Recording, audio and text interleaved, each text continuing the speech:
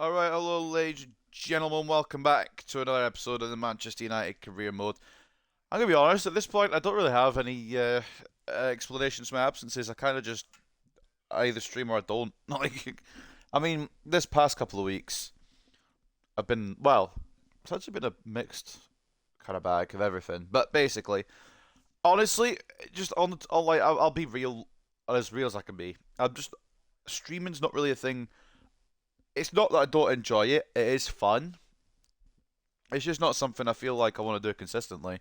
So it kind of is every so often rather than as much as I probably should when I'm streaming. But I will try and I always say each time I will try and do it more. I'll try and get it done more often, and each time I don't get it done more often.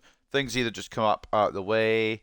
I'm trying to sort things out. I'm trying to do things. It's just I'll be real with you. At this point, I don't know when the next stream after today is going to be. I don't know when the next stream ever is going to be. I will finish this United save. I don't know when, because it's meant to finish before New Year, and we're here in fucking start of March, still doing it.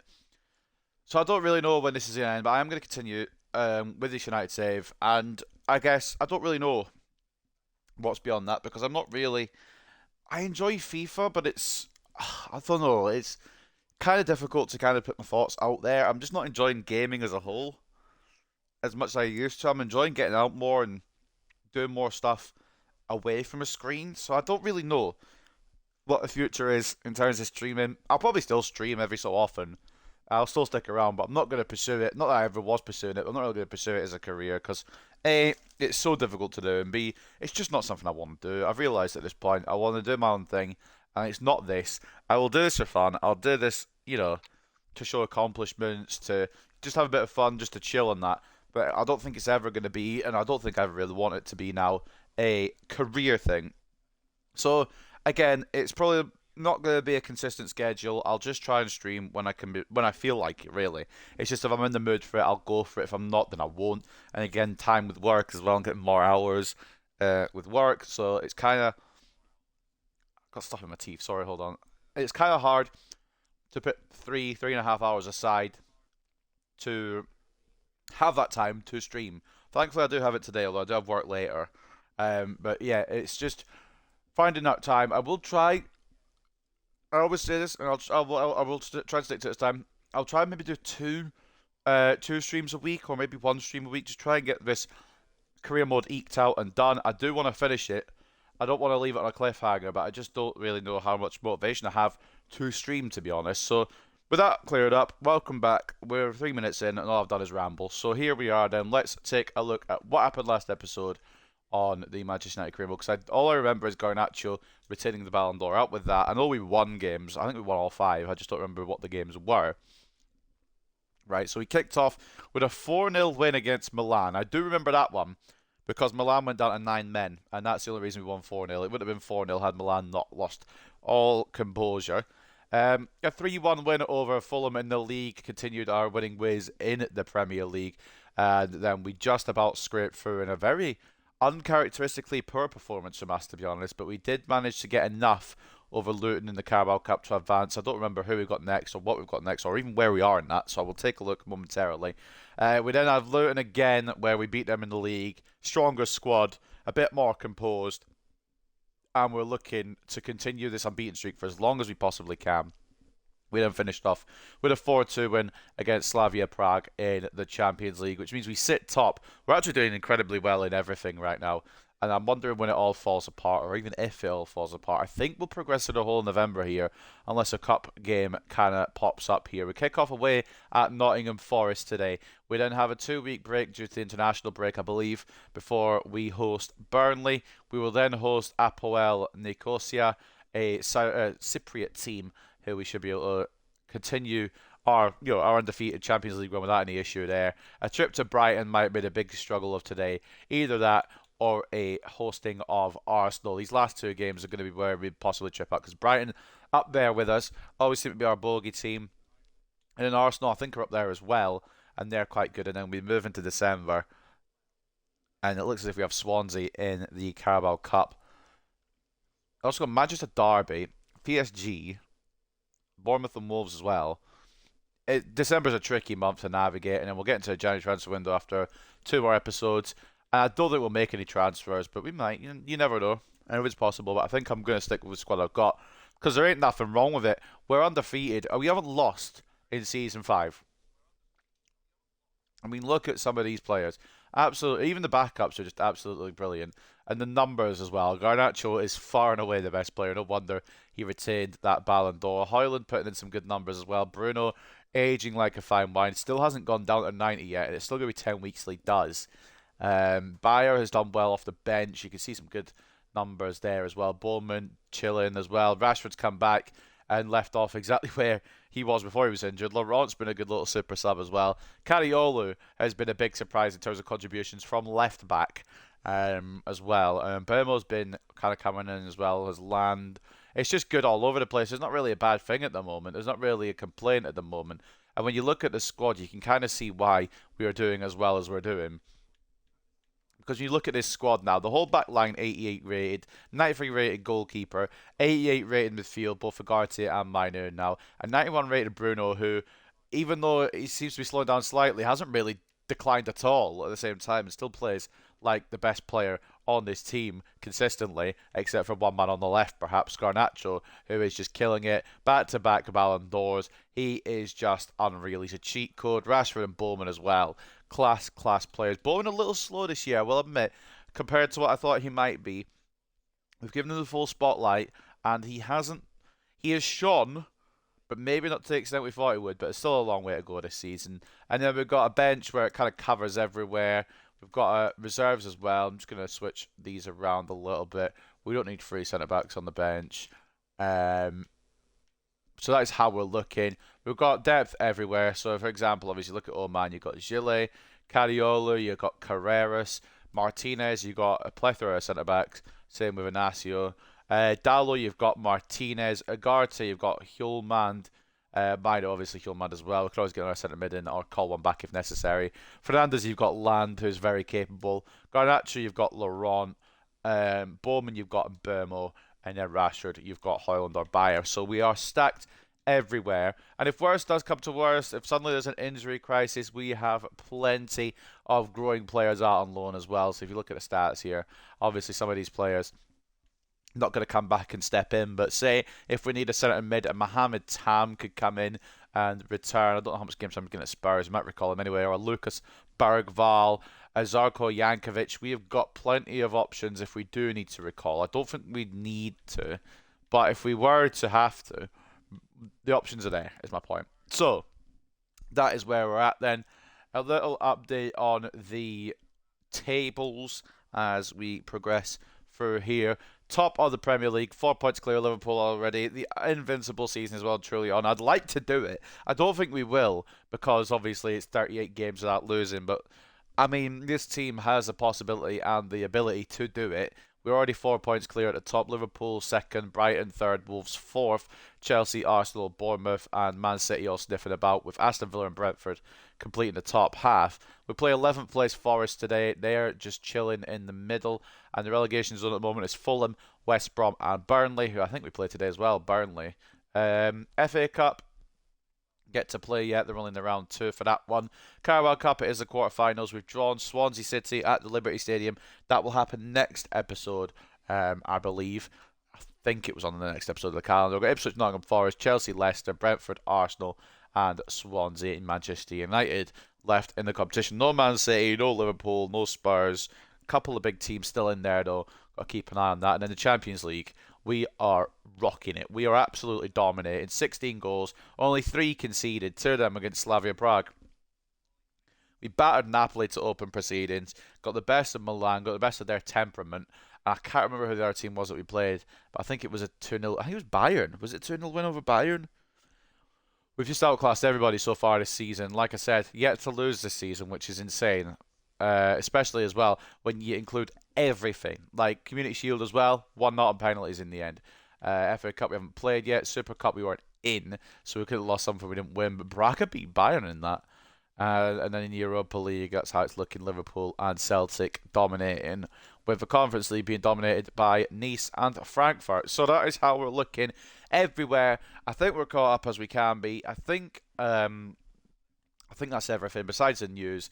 Let's get into the news then and see what we've got to update ourselves on. So, Genk versus Midtjylland 2-1, Celtic 2-0, 1-1 in that match, 2-0 to PSG, 3-0 to Juventus. Bayram was a hat-trick heroes, Rangers beat Athens. We had a meeting with England, and that was something I was going to decide on today, and I am going to accept it because why not? Let's manage England, let's get something going during the international break, and let's kind of see what England look like in 2029 or 2028. I think it is just now. We're going into 2029. Um, so yeah, let's see what it's looking like. And then oh man, it's a whole Man United list, by the way, of Player of the Month nominees. Oman has been included amongst the Premier League's Player of the Month nominees, alongside Højlund, Garnacho, and Hjulmand.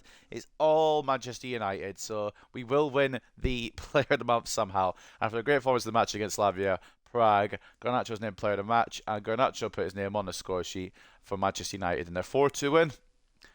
So that is an update, and then of course the Premier League team of the week from the last time around. 7 players out of the 11 from Manchester United. Oman, 3 of the back 4 as well. Kadiolu, Weber, and Dallo. 2 midfielders, and Garnacho and Hjulmand. And then Rasmus Højlund sitting up top. I believe it was when we beat Luton 4-0. Don't quote me on it. And yeah, it's all coming up Millhouse right now. So before we go anywhere else, let's get the pen to paper. Let's secure the bag. Let's manage England. And let's just see kind of what the squad they have. I'm kind of intrigued, to be honest. England have unveiled Carlos Rodriguez as a new boss of the terms agreed on a new contract. Fans can't wait for the international debut. There's a lot of reactions, is what I'm looking for. Let's have a look then. Let's see what England look like in 2029. Kind of curious. Okay. So Pickford, Ramsdale, Trafford, Hall. Winter's in now as well. Tomori up to an 87. He's doing good bits. Caldwell as well. Put Winter there. But is Winter left or right? No, Winter's left. So put Tomori that side. Trent, yeah, that sounds about right. Minor's killing it. Rice is killing it. Bino Gittins. I'm gonna fold that. I'm doing it based on rating right now. Bellingham and then Rashford. I mean, look at that. Rashford has not only got back into the squad, he's become one of the key parts of it. It's a really decent England squad. There's not a lot of regions that have grown in besides maybe Winter. Obviously, oh, Glover. Who's Glover?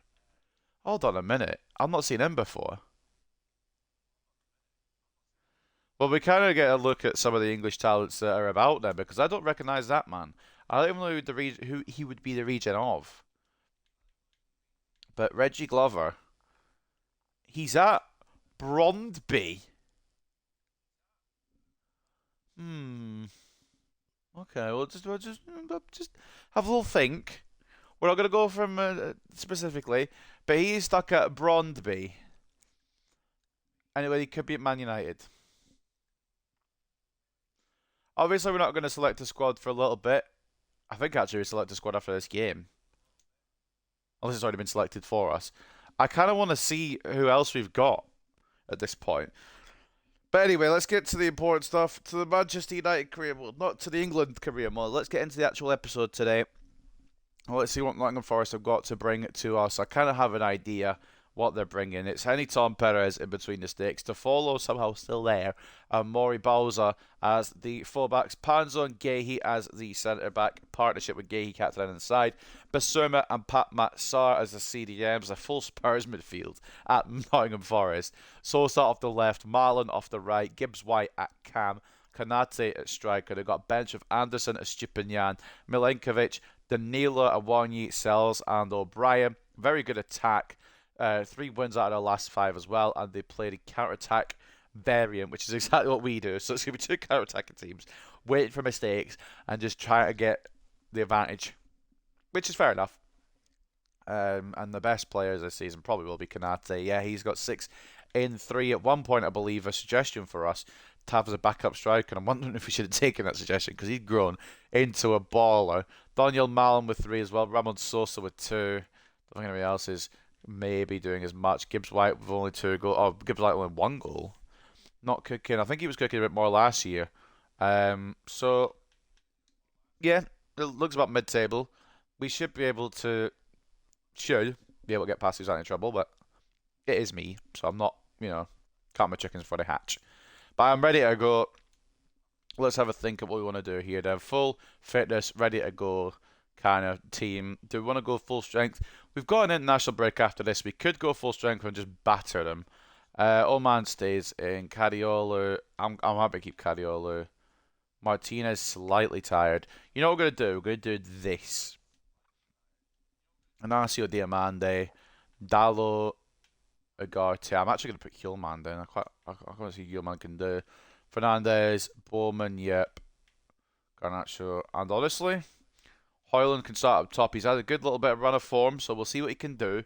I do love Rashford, and obviously he's come back with some very good contributions already. But Højlund doesn't just fall to the wayside when he's been performing for us in the absence of Marcus Rashford during his injury. So this is a team that we will take to the City ground as we travel away to Nottingham Forest. It is Oman in goal, Cariolo and Dallo as the fullbacks, Inacio and Diamande as the centre-backs, Mainu and Hjulmand the CDMs, Fernandez at cam and captain, Garnacho off the left, Bowman off the right, Højlund at striker.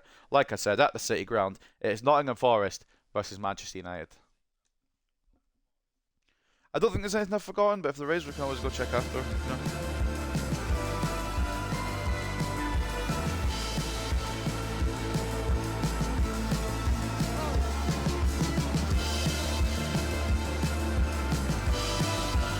I don't know how to turn the game up in my ears, but it's mad loud. I don't know if it's coming through on the stream, it's mad loud. Feels a lot louder than it should.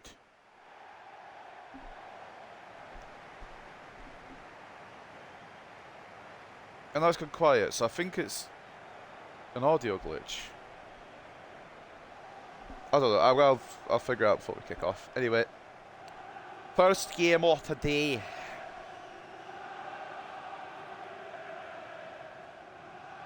Again, United wanted to continue what has been a historic season thus far. Undefeated. Invincible in every competition.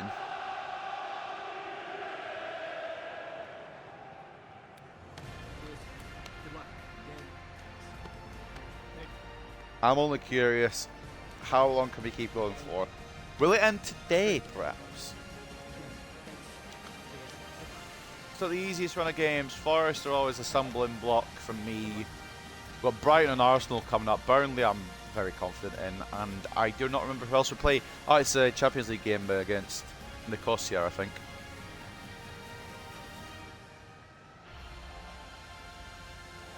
What's up, Quazir? Welcome back, mate. Let's see what they're bringing. Not at Forest. Okay, slightly different to what they said on the lineup, which is weird actually, because it looks weaker than what I thought it was gonna. Whereas we, as Manchester United, are bringing this. We've gone quite strong, I'll admit. International break after this, so we might as well kick on and try and win by the highest scoreline possible. We're looking at very, very good at this point. 8 wins and 2 draws in the Premier League. No losses yet in league action. On for the invincible season, but we're only 10 games in. Undefeated. 4 out of 4 in the Champions League. Still in the Carabao Cup as well. We are yet to lose a game, and it's the start of November. It could be early curtains, though. Do you know what? I can't even argue. That is a phenomenal goal. That is an incredible finish. Mate, you know what? Sometimes you just gotta hold your hands up and applaud. Like, that is a fucking brilliant goal. It's not the greatest at dealing with the situation from Mainu, and I try to get an Asio across. But Morgan Gibbs-White has developed that with precision. Past Zaro, man. What a fucking goal. Spoke it up, I know I did. I don't want to jinx myself, but it's a great start. Great start. I was going to double check as well. I meant to do it before the start of the match. The audio, yeah, it's loud from when I had it. I had it yesterday quite loud because I was watching something on my Netflix, and I forgot to turn it back down. Mate, well, I mean, that's a statement if ever there was one. City ground, I've got something to celebrate early. Can we equalise early? Højlund, can he win it out? No, he can't. It could drop down to Bruno. It's tackled away by Gibbs-White. Well, early doors. I can't lie. I was not expecting that to go in from Gibbs-White. I saw the effort. I thought, oh, that's not a bad effort. Did not expect it to go in. We are struggling. I don't know what's going on here. Forced to come out firing, and Willie Gnonto just puts it on the wrong side of the post. Just doesn't really connect as he should with that. Slices at it a little bit. If the goal was a bit bigger, it might have found the top corner, but... Well, I mean, I haven't played in about 2 weeks, so that's kind of my other excuse out the gate.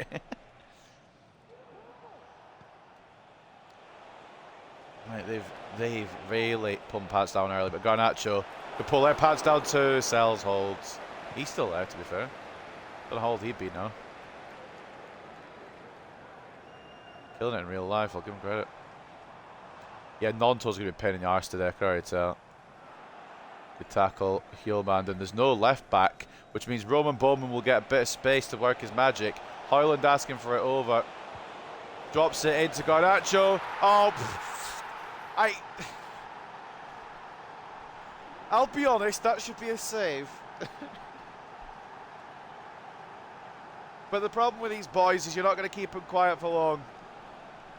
How's Garnacho got finesse plus? I think it's because he hit 90 overall. He got a new playstyle plus. I don't exactly know how it works, but I think that's how he got the playstyle plus. Although there's a couple of them below 90 with the playstyle plus, so I don't really know how it works. But he got a playstyle plus, and he's got finesse plus, and he's killing it with it. He's destroying everyone with it, and then of course he scores to equalise things. That should have probably been a save, but it is what it is. Good job with Diamande. Well, back to level pegging, and we're only 50 minutes in. Bowman's been left in space again. I'm not really sure what the plan is here, if you're Nottingham Forest. Bowman's been fouled, referee. Where's the advantage? I baited that a little bit. I have baited that. Stupinian going towards Bowman, and Bowman changing direction. I did bait that on purpose, but it's alright. Corner. Free kick to Manchester United.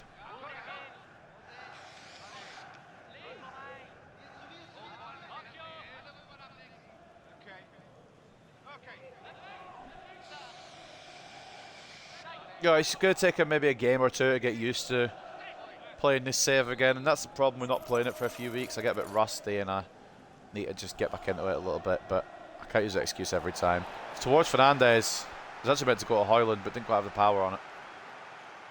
And now it's problematic because Karim Konate is not the slowest player in the world. Neither is Ousmane Diamande or Kobbie Mainoo.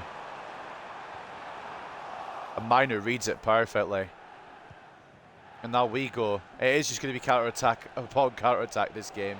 Both teams have the same style. Cariolo. Touch kind of escaped me a little bit there. Second touch wasn't much better. Hjulmand. Oh, it's an effort. It opened up for him. But it's saved well by Salz, and a Stupinian can't prevent it from going for a corner. He hits it quite nicely, and Salz moving to it.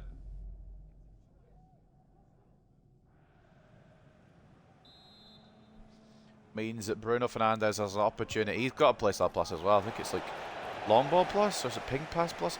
I don't know all the fucking playstyles. I really should, but I don't.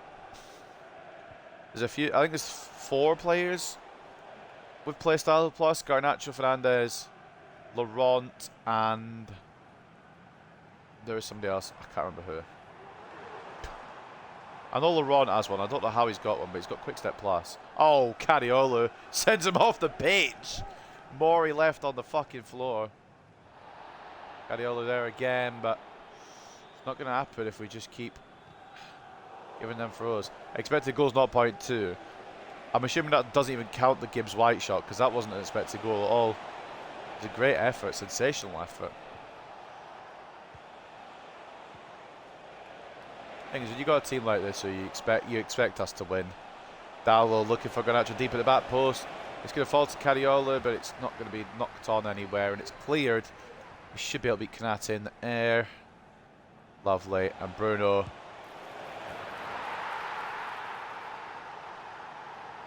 It's unfair. It's unfair. Bruno Fernandes swats it from about 25 yards out, and it's about as casual as you like. Most people would see that goal and think, fucking hell, that's a screamer. For Bruno Fernandes, that's just regular service. He's looped it over cells. And I don't think he was even expecting to miss. I think he knew it was going in. This team is unbelievable. And I don't think it's too early to say. I think we'll at least get to January without a loss in our record. Defense is solid, attack is solid. We're always guaranteed goals. We will always score goals. It's just a matter of how many. This style of play suits these boys to the ground. Hoyland tried to find Bowman again. Will he get there? Not quite. But that Stupinian slide tackle could have gone wrong. It could have been a penalty. It could have ended up in his own net. But it's the correct move there from the left back at Forest now. Obviously starts his career at Brighton in this. I think he's been to Barcelona and then back to the Premier League, which is a mad career path. Diamande closes it down. It's a lead for Arsenal. I believe it's Adrien Rabiot who scored that. Which is mad. I don't know how he got there. I think when we started this save, he was a free agent and he moved there and he kind of just stick around. I don't know. Been a while since we started this save. We started it way back when the game was launched. So anyone who was a free agent like September, October time, it's probably moved now. Memphis Depay, I think at that point was a free agent. He went to Man City. Garnacho. It's got some horrible whip on it, doesn't it? There's a reason he's back-to-back Ballon d'Or winner. If you didn't see the last stream, I'd advise you to go take a look because Mr. Garnacho won the Ballon d'Or again. Floated in towards Garnacho. He's not going to win a header, unfortunately. Cariola can't get the ball through, and we could be at 6 and 7 here if Mori Bauza gets past, which he doesn't. And Inacio now. What is Inacio doing? He's found Hoyland. I don't really know what that technique was. I was looking for a bicycle kick, I'll be real. One back by Diamande. Floated in towards Hoyland. It's going to be held by Sells. Problem is, this team is so good now, it should beat most teams. I think it'd be more surprising if we lose than if we win now. And maybe the difficulty is slightly easy, but at the same time, this team should just be destroying anyway. Whatever difficulty you have it on, so it's not really too bad. Looking for Dallo to whip the ball in before the break. Stupinian's ready. I maybe should look for Bowman there. Don't know if I could get it to him because Stupinian was on him at first. Bowman again should have the pay. It slowed him down. And that was meant to go to Dallo, so I don't know why it's gone to Fernandes. Should be half time. Dallo ensures that it is. And we lead at the break after. I mean, we've not even got the best goal of the match. Morgan Gibbs-White scored a potential goal of the season contender to open proceedings here. Fought back through Garnacho, whose shot should have been saved, but we ain't talking about that. It's gone in, and that's all that matters. And then the Bruno Fernandes long shot as well puts us ahead at the City ground. Maybe not quite the same level as what Gibbs-White's goal was, but it wasn't bad. And at the halftime break, it's not really a 2-1 score based on the stats. 55 to 45 in terms of possession, 6 shots to 3, 0.8 expected goals to 0.3. We've just been going back and forth, counter-attacking football from both sides, and neither side have really been able to get control, to be honest with you. It's just been goals for the sake of goals at this point. Take a look at the stats at the break. Garnacho, man of the match so far. He's got a goal and 8.2. Inacio has an assist. Where did he get the assist from? Was that Bruno? Oh, he passed it to Bruno, I'm pretty sure. I'm pretty sure he headed it through to Bruno, and that's where the assist came from. 8.1. 8 for Hoyland, who's been active. Hasn't had an opportunity yet, but he's been linking the attack together. He has an assist and an 8 rating. And the goal coming from Bruno Fernandes, who sits on a 7. Oman sits on a 5.6 because they've had one shot on target and it's gone in. But I'm not even mad about it because it's an incredible goal. Daniel Mallon, their man of the match for the half anyway, and assisted a 7.5 with Morgan Gibbs-White scoring that absolute peach of a goal. And it might be the first time in a while I've watched an opponent's goal back because it absolutely hit to perfection. 7.4 for Morgan Gibbs-White. Everyone else under par, really under par in terms of a Stupinjan's rating. And Matt Sells, 5 shots, 3 saves, 2 conceded. He's got a lot to do today as he's declining in rating, to be honest. I'm not sure. Did he have a better goalkeeper that could have started? Because I don't know if he's your man there. It doesn't look like it on the bench unless one of these are goalkeepers. And I don't know. They've got a couple of good options off the bench if they need to rescue this game. As do we, to be fair. There's no worries on that fact. But this has been a really interesting game because it's not been... I mean, I feel like we've been the... Really messed up there. I feel like we've been the better team, but I don't feel like we've, you know, been controlling it like we have against our teams. Cariolo just got a yard of pace away from Mori. Knock all the way back to Corby. Oh, can't lie, I panicked a little bit there. There's room out on the right here for Dallo. Spread the play, ball in, away. But fall to Minor, kinda. Doesn't really land our United player's foot, and now it could be a counter-attack that's closed down by Hjulman. That's why I like Hjulman. He's a bit more of a tough tackler in regard to. The ball escapes Cariolo there, and the header, it's just ping-pong right now, but Hjulman again on job. Now Forest travel to Bournemouth next as Garnacho escapes. Tries to play the ball inside to Højlund, who gets the shot off, and it is 3-1. And it is really nice football again. We are carving teams open. And this might get a little boring to watch us winning over and over again, but when a team's this good, it's kind of all there's going to be, unfortunately. Sells can maybe do a bit better with it again, but Højlund picks the corner, doesn't stray from that choice, and finds the back of the net for 3-1. And we could make changes, but it's an international break coming up, so I'm going to chill for a little bit. I don't think there's going to be a change from Forest either, as they try and persist and get back into this match. Bruno just all over. Just like United are all over Forest right now. Bowman, can he escape a Stupinjan? Doesn't look like it. He's going to cut it back into Bruno Fernandes. Dallo looking to find an option at the back post. It's not going to land. Oh, Sells gets it before Højlund does. That could have been risky business. And Garnacho closes it down. Sorry, Cariolo closes it down. I don't know why he was so far up in the first place.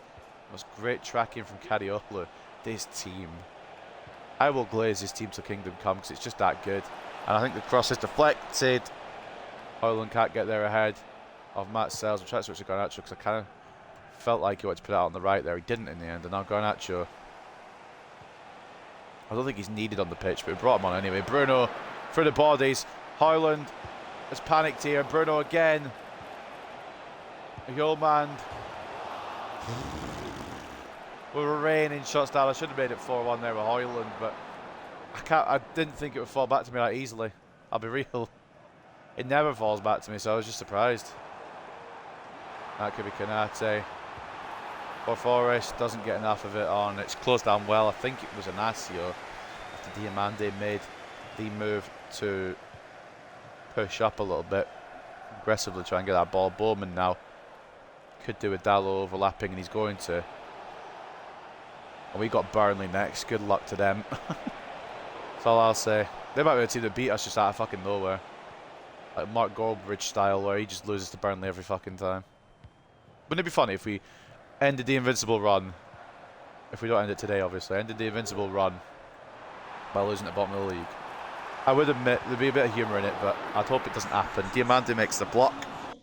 And even though Forest are making some changes, we're just going to override them and make some changes ourselves.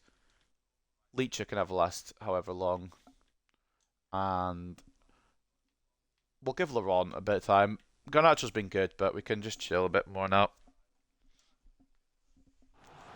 Good lead.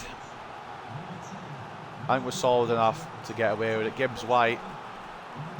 If I remember, I might watch that screamer back. Elliot Anderson coming on for Morgan Gibbs White, and it's a corner. Before that gets taken, though, double substitution. Garnacho and Inacio resting them. with Laurent and Martinez. Garnacho's done all he needed to do, which is basically just turn up. Just need him on the pitch for a fear factor. And he has got a goal as well to go along with it, and an assist, I think, as well. Bowman gets the ball, but it's not away. Danilo plays it inside. It's great play. Dallo, right place, right time. And we are going to bring him off for Arno Martinez as well.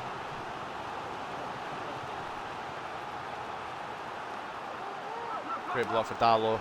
Sends contribution to the match. I know in real life he's a very big scapegoat and not the biggest, well, we're not biggest fans of him at Man United at the moment, but in his career he's been sound. He's not been, you know, oh my god, generational right back type thing, but he's been good enough to hold his place for 5 seasons. Now Roman Bowman, we have to go alone here, or at least hold it up till someone assists, which will be Arno Martinez.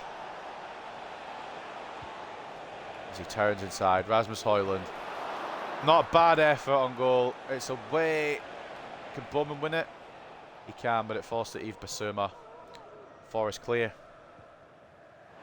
Your man, good closing. Good closing. That was for Bowman, but it's just tried to lock through to Højlund. And we're going to leave Bayer to rest this one because I'm going to start. Bad idea, I know, but I'm going to start him next game. I know what we've learned with this Maximilian Bayer lad. He doesn't seem to do good when he starts, but Burnley, I think he'll even be fine. Mina makes a tackle that the ref didn't like, apparently. Good play around the box, and Nonto just overhits it.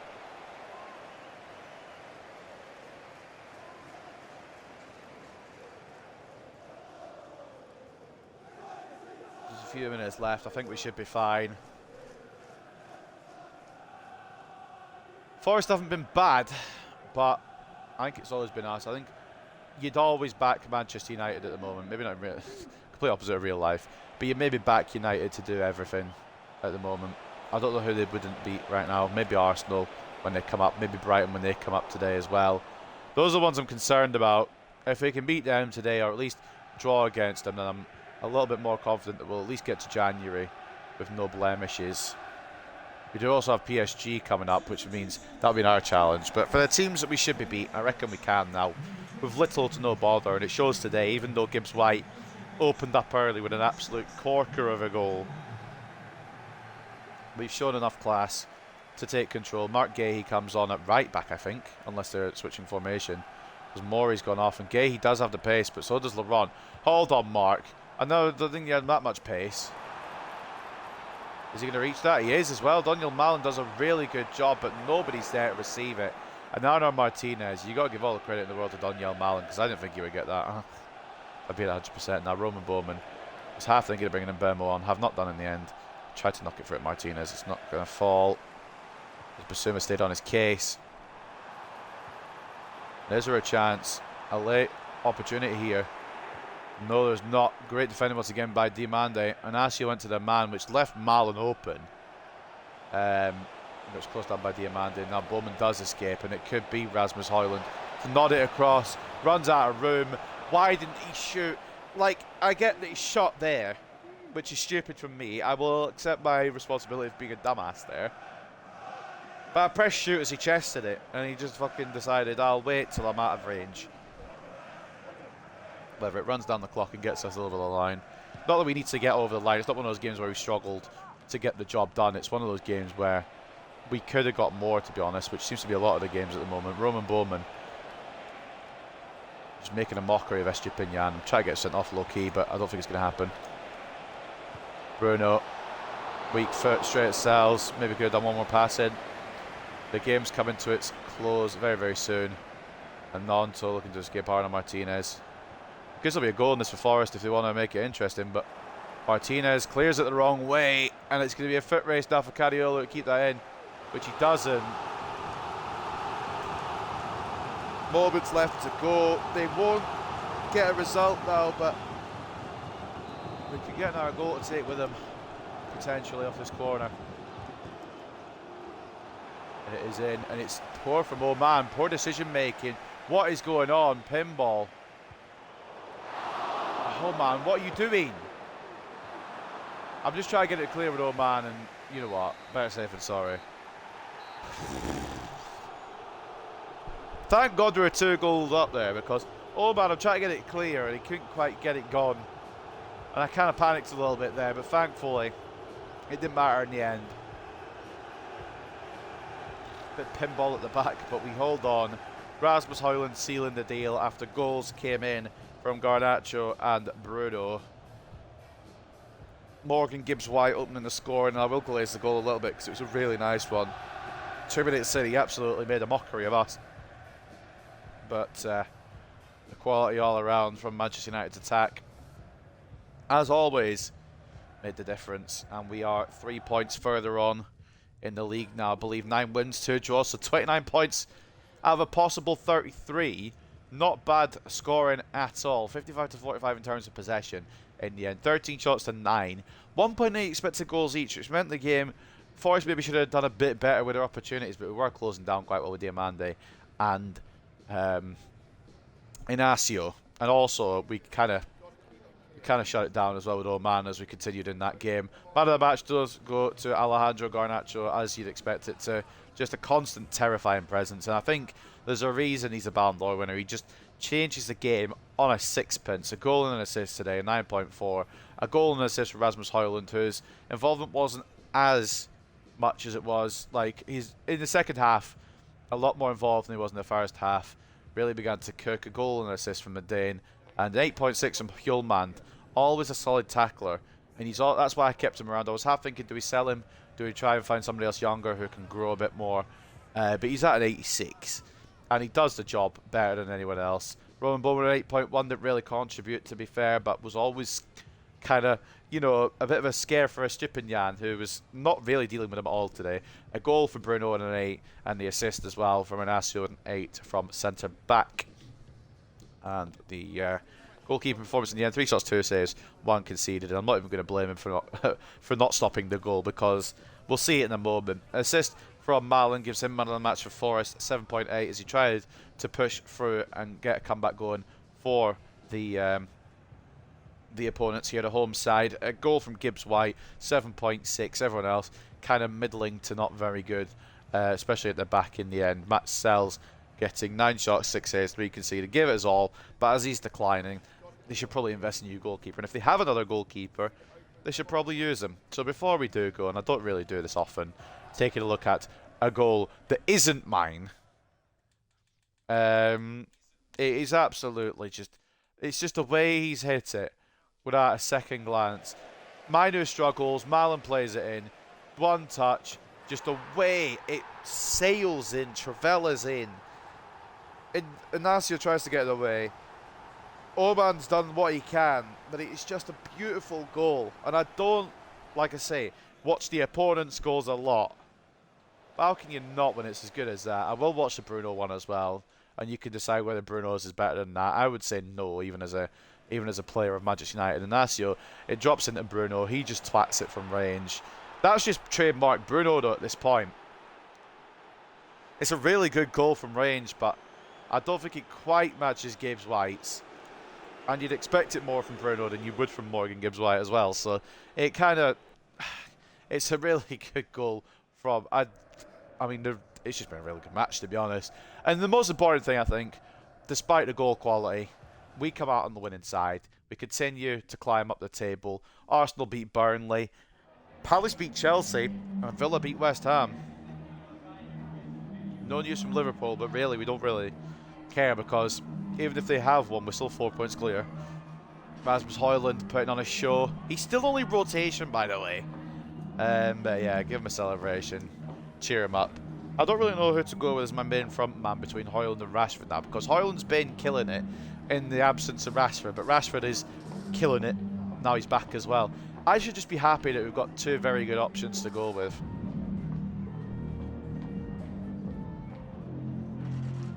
Kadiolu, yeah, I love Kadiolu. I will always love Kadiolu. It's just, we could have had someone better, and I'll show you in a minute. Yeah, Bruno's always just on job. Bruno's always on job. Encourage Bruno. Don't want to get too complacent. Not that I'll probably give him the game against Burnley. I don't really know. It might be a game for a bit of rotation, a bit of a bit of second team stats. I don't know if I'll go as far as Gillet, but I might rotate a little bit. So we've got obviously the England job now, so we'll be keeping an eye on that, seeing how they do. But before that, we'll put the performance plans on, get everyone ready to go for when we go back. And Højlund got the Player of the Month award. Højlund's impressive performances for Manchester United earned the Premier League Player of the Month award. So it's really hard to disagree with Højlund being up there right now, especially as he's outperforming Garnacho, who is just killing it as he always is. After a great performance in the match against Nottingham Forest, Garnacho's named Player of the Match, and of course he got his name on the score sheet as we beat Nottingham Forest 3-1. You expect it at this point from Garnacho, just absolutely murdering everyone that's in his path. Not like that, but like, you know what I mean. Or on the English squad here. I was just double checking to see who had playstyle pluses, because I know Garnacho does. I'm just trying to remember who else does, just to show who's got them, because I know there's 4 players, I just can't remember who they all were. Or maybe it's only 3. Maybe I'm an idiot. Bruno Fernandes, he's got fucking playstyles coming out of his rear end. Look at this, 7 playstyles. And you wonder why I don't want to give him up. He's still 91 rated, still killing it. Got everything you could ever want. Long ball pass plus. There is, yeah, Garnacho's got finesse shot plus. He's got technical flair, quick step, and acrobatic. Even Adam Laurent, he's got flair and quick step plus. Somehow, I don't know how I got a plus, to be honest with you, but he did. And there was one more, and it was Marcus Rashford who was the one more. Didn't think it was him, but he got power shot plus. No technical flair and quick step. And yeah, it's just a very good team all around. Even the lower rated players that would grow into the team eventually, I don't know if they'll ever go into the team. After we've won the treble, we're going to stop streaming this save. I'll probably still play it off screen because it's a really good save. But yeah, basically that's where we're at. Academy looks like this. We haven't really been digging around too much. Obviously, Leon Weston's the man to look out for. Eventually, it's a long process, and we do have people out, I believe, or we had one scout out just looking for a Baldanzi Youth Academy player kind of style. But again, we're not really looking at Youth Academy at this point. We're 5 seasons in. We're just looking to get the job done at this point, and we're well on our way to doing it. 6 players in international duty for Man United. I know that because we picked a couple of them for England. Mino is in here, and that is the team. The best team I think we can field, unless I'm mistaken. Yeah, Pickford at the age of 34 is still the best goalkeeper, probably. Ramsdale's probably alright. Trafford's a little younger, but he's not grown to mad levels. Lewis Hall I'd take over Luke Shaw, because Luke Shaw's going to go down in overall now, as you can see. He already has. And Lewis Hall only 24 still. Winter, Tomori, Trent. Yeah, it's our best squad. Let's see what it can do. I don't know if it'll make much difference. We'll fuck around with tactics as well. But again, yeah, I don't know how much difference it's going to make. Player rules. Oops, I've clicked the wrong button. Again, it doesn't really matter for England. I'm not giving too much of a shit, I'll be real. That's not that. We'll get there.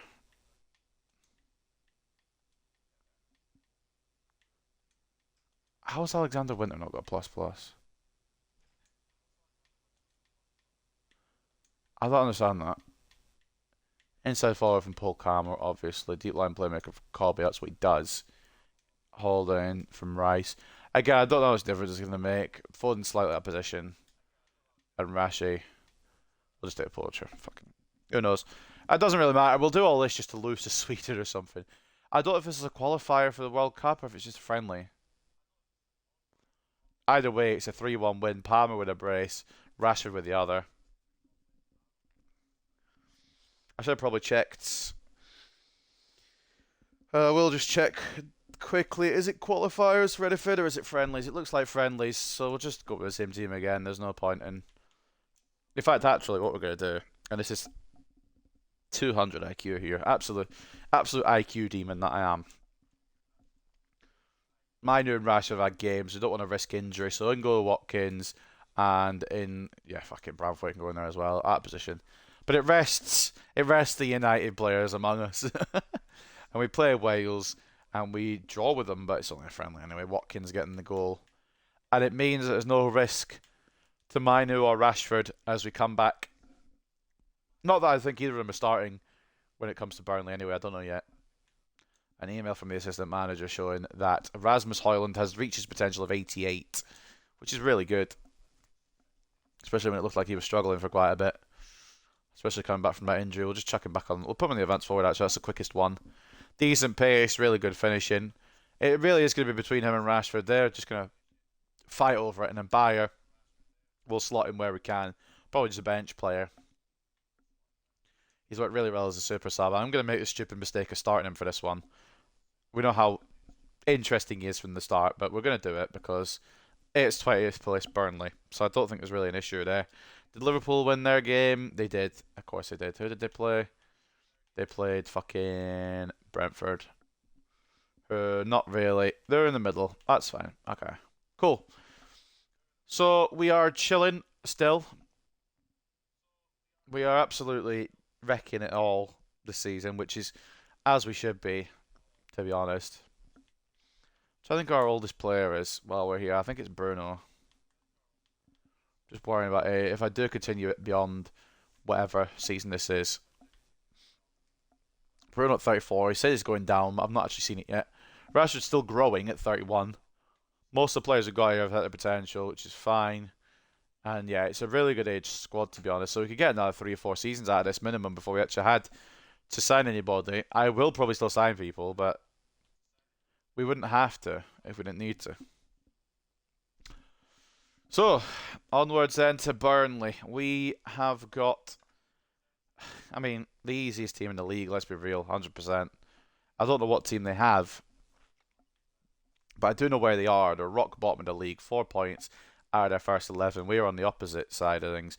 We've only dropped 4 points out of our first 11. So a demolition job here would not go amiss, ladies and gentlemen. So let's take a look at the news here. Manchester United versus Burnley, braced for a match. They could have repercussions at both the top and the bottom of the table. I try for drawing with Paris FC. That's the women's match, isn't it? Because normally Paris FC, the men's, are in Europe. Right? I'm going to have to fucking fact check this now. Because they start in the second division. So it's been 5 seasons. Well, they're not in any of these unless they're in the Champions League. Yeah, I think that's women's. It's fine. Fair enough. I was just confused more than anything. Looks like a women's Champions League game, that one. West Ham and Spurs playing each other. Both struggling this season. Hoffenheim drawing with PSG. Roma beating Man United. Yeah, this is the women's because we haven't lost this season. Germany drawing with Czechia. Scotland losing to France. Norway losing to USA. Watkins got player of the match against Wales. It's been a great spell for Garnacho. He's certainly lived up to his reputation recently this series of eye-catching performances. Back-to-back Ballon d'Or winner. Not really surprised. New Zealand draw with Iceland. Paul Kammer getting man of the match against Sweden. Germany beat Finland. Netherlands beat Romania. Glasgow City FC beat Man United. What's going on with the women's game there, ladies and gentlemen? And 3 men's Manchester United players made a team of the week with Venancio Bowman. How did Bowman get in? Respect, I suppose. Bowman got in, but Garnacho didn't. Højlund as well in there. And with Carreras' recent form, it's clear that Man United can see the light at the end of the tunnel after De Ligt's departure. Carreras hasn't had a lot of game time, but he will get some against Burnley.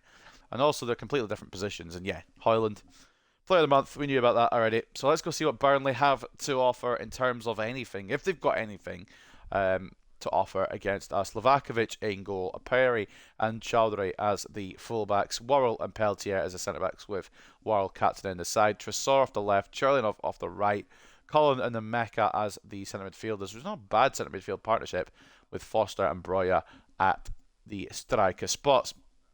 Andre Salisu, Alexandro, Masengo, Sanchez, Schmidt and Obafemi all on the bench. They've got 3 losses, a draw and a win, 4 points out of their last 5. Hold on. Unless it counts competitions, cup competitions that is. They didn't have any points before today, but I think they did, so I'm assuming it counts cup competitions. They play a wing play tactic, so it'll be out to Tresor and Cherlinov They'll be looking to go. Key defensive player is in Mecca. Key attacking player is in Mecca. Their only player is in Mecca. But wing play is what they use. Let's see if Mecca has really been that important to them. Armando Broya with 2 goals. Andreas Huntonji. He's got 2 goals as well. Pedro de la Vega is at Burnley somehow. I don't know how he's ended up there. My condolences. And he's not getting game time over Cherlinov, which is weird. I'm sure he will start ahead of Cherlinov. Tresor, decent little player. Good pace on him, to be fair. Ramsey with 2. And Mecca's not done anything yet, but I said the fucking what's-his-face hadn't done anything. Gibbs White hadn't really done anything this season. And then he was like, yeah, watch this space, mate.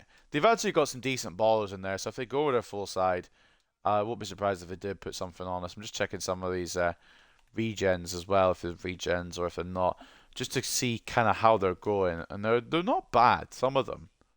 But ultimately, it is a team that if we go strong, we should be absolutely destroying. If we go not strong, we should still be winning. But I think that about most teams. The other ones I'm really concerned about now are Liverpool, who we already beat, Wolves, Brighton, Arsenal. I mean, Wolves I think Wolves we beat already. Brighton I'm concerned about today. Arsenal I'm concerned about today. Just the top teams, Chelsea, City, just any team that can, get one over on us out of nowhere.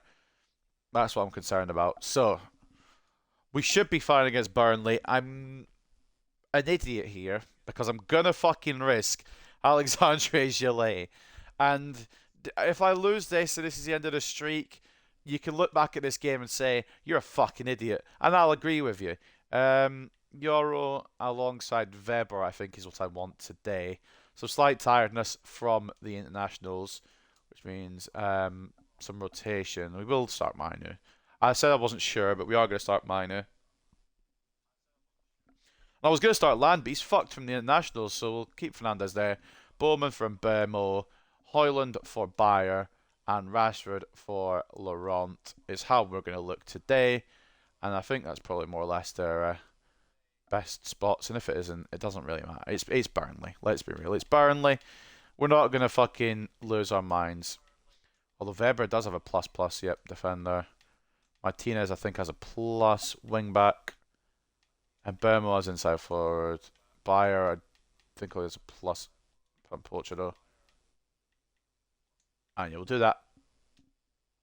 So that is the team that will face Burnley. Just want to make sure the bench is organised as it should be. With Hoyland on it. With Bowman on it. And yeah, we don't need to say it. With Dallo on it. Do we need Dallo on it?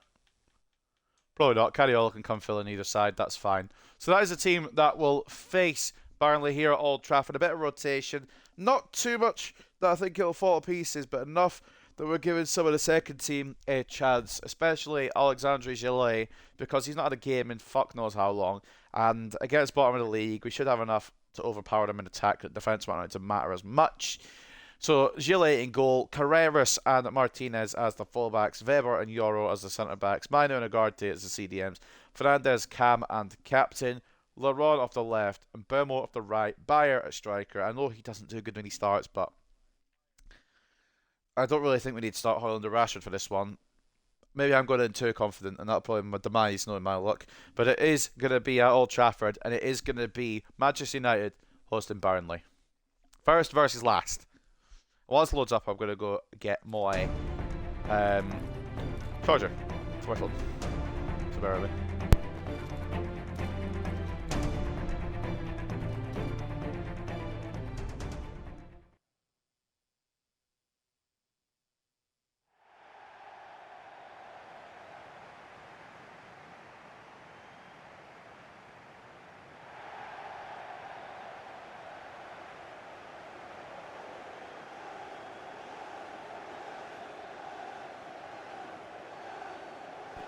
Yeah, I just saw that as well as I was coming back. Bruno Fernandes, the Tifo. It might not have been him if we'd not fucking started him, because I was thinking of going with Land. But Land's been putting in the work internationally, and you got to respect that on a level.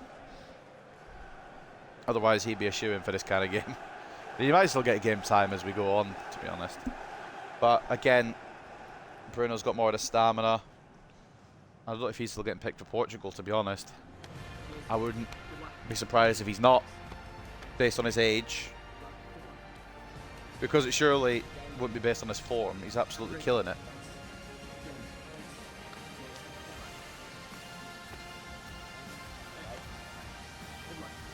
So on we go then into battle for the second game out of 5 today. United versus Burnley. Also, take my jacket off. I'm getting quite warm, so bear with me. Sorry about this.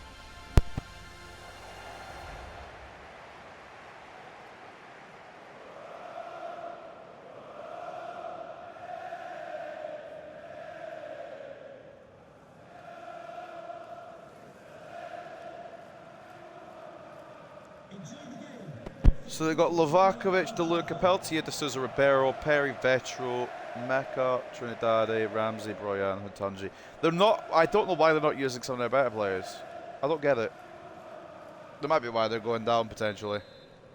But I don't really like Burnley anyway, so they can go wherever the fuck they want for all I care. As long as we don't have a screamer at the gates like we did against Forest. That was a really good goal. Again, I'll probably keep bringing it up for a little bit till I forget. That's not, it just didn't lock onto either person there. Which is fair enough, I suppose.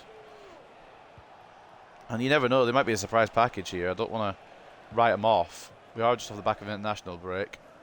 So both teams will be refreshed and ready to go again. I don't want us to lose any momentum, but I also don't want Burnley to gain any. Carreras finds Laurent, who should escape his man. Goes round the outside to Trailer Park Girls. That's terrible from Laurent to try and go back in. Thought the pace might be enough to escape, but it wasn't. Carreras, good cover. Good cover. There's a reason we brought him back to Man United. Obviously, in real life, I never really wanted him to leave. And I don't think he will come back now to Manchester United. And that's what career mode is about. Bringing talents that have managed to grow, make something for themselves. Give them a chance to come back. Especially one that I was fine with allowing to stay if it was my choice. Best attack in the league, Kobe Mainu. Could add another one here, number 40. Not going to happen yet. Bruno doesn't win the header. Obviously, never was the most physical, but has lost some points on his physical, where he seems to have lost the most. Arnau. Oh, that's just not what I aimed it for, is it, you fucking screwdriver? Armando Breuer has escaped.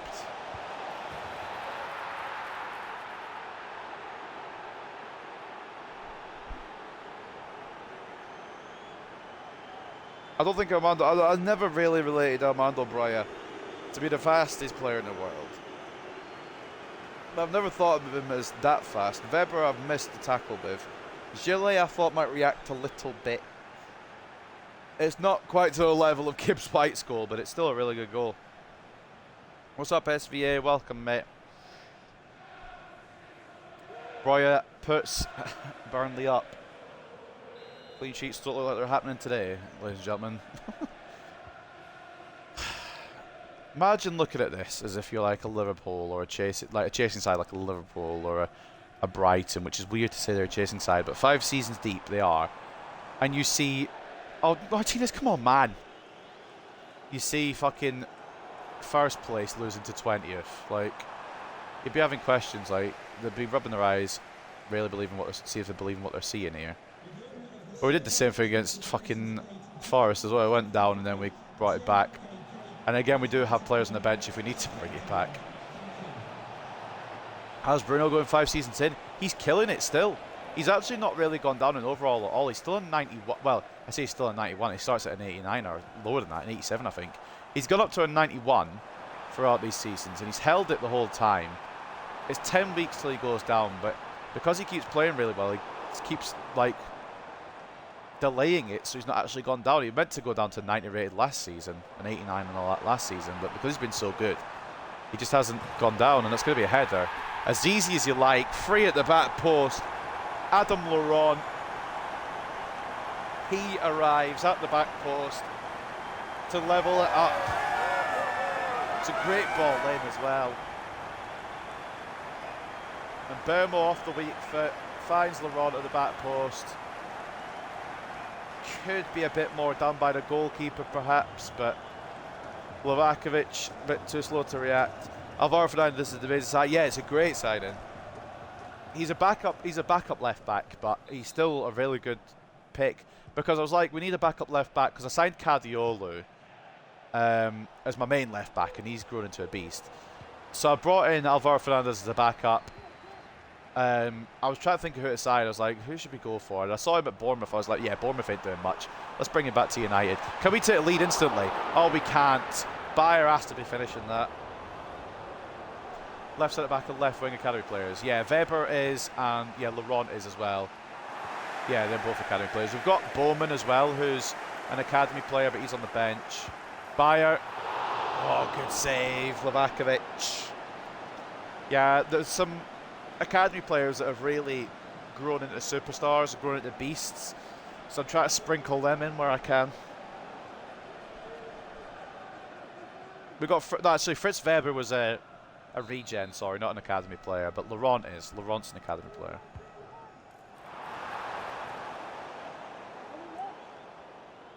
Euro can't get to DeLuca, and it could be a counter-attack if we're not careful. McCarthy's not really the man I want to go with, but it's fine. Don't worry too much right now. Yeah, Corby's back. You can never worry when Corby's back. Teden Mengi, there's a Man United player who can be signed back. He's actually not got a bad rate at this point. Can we knock it on one more?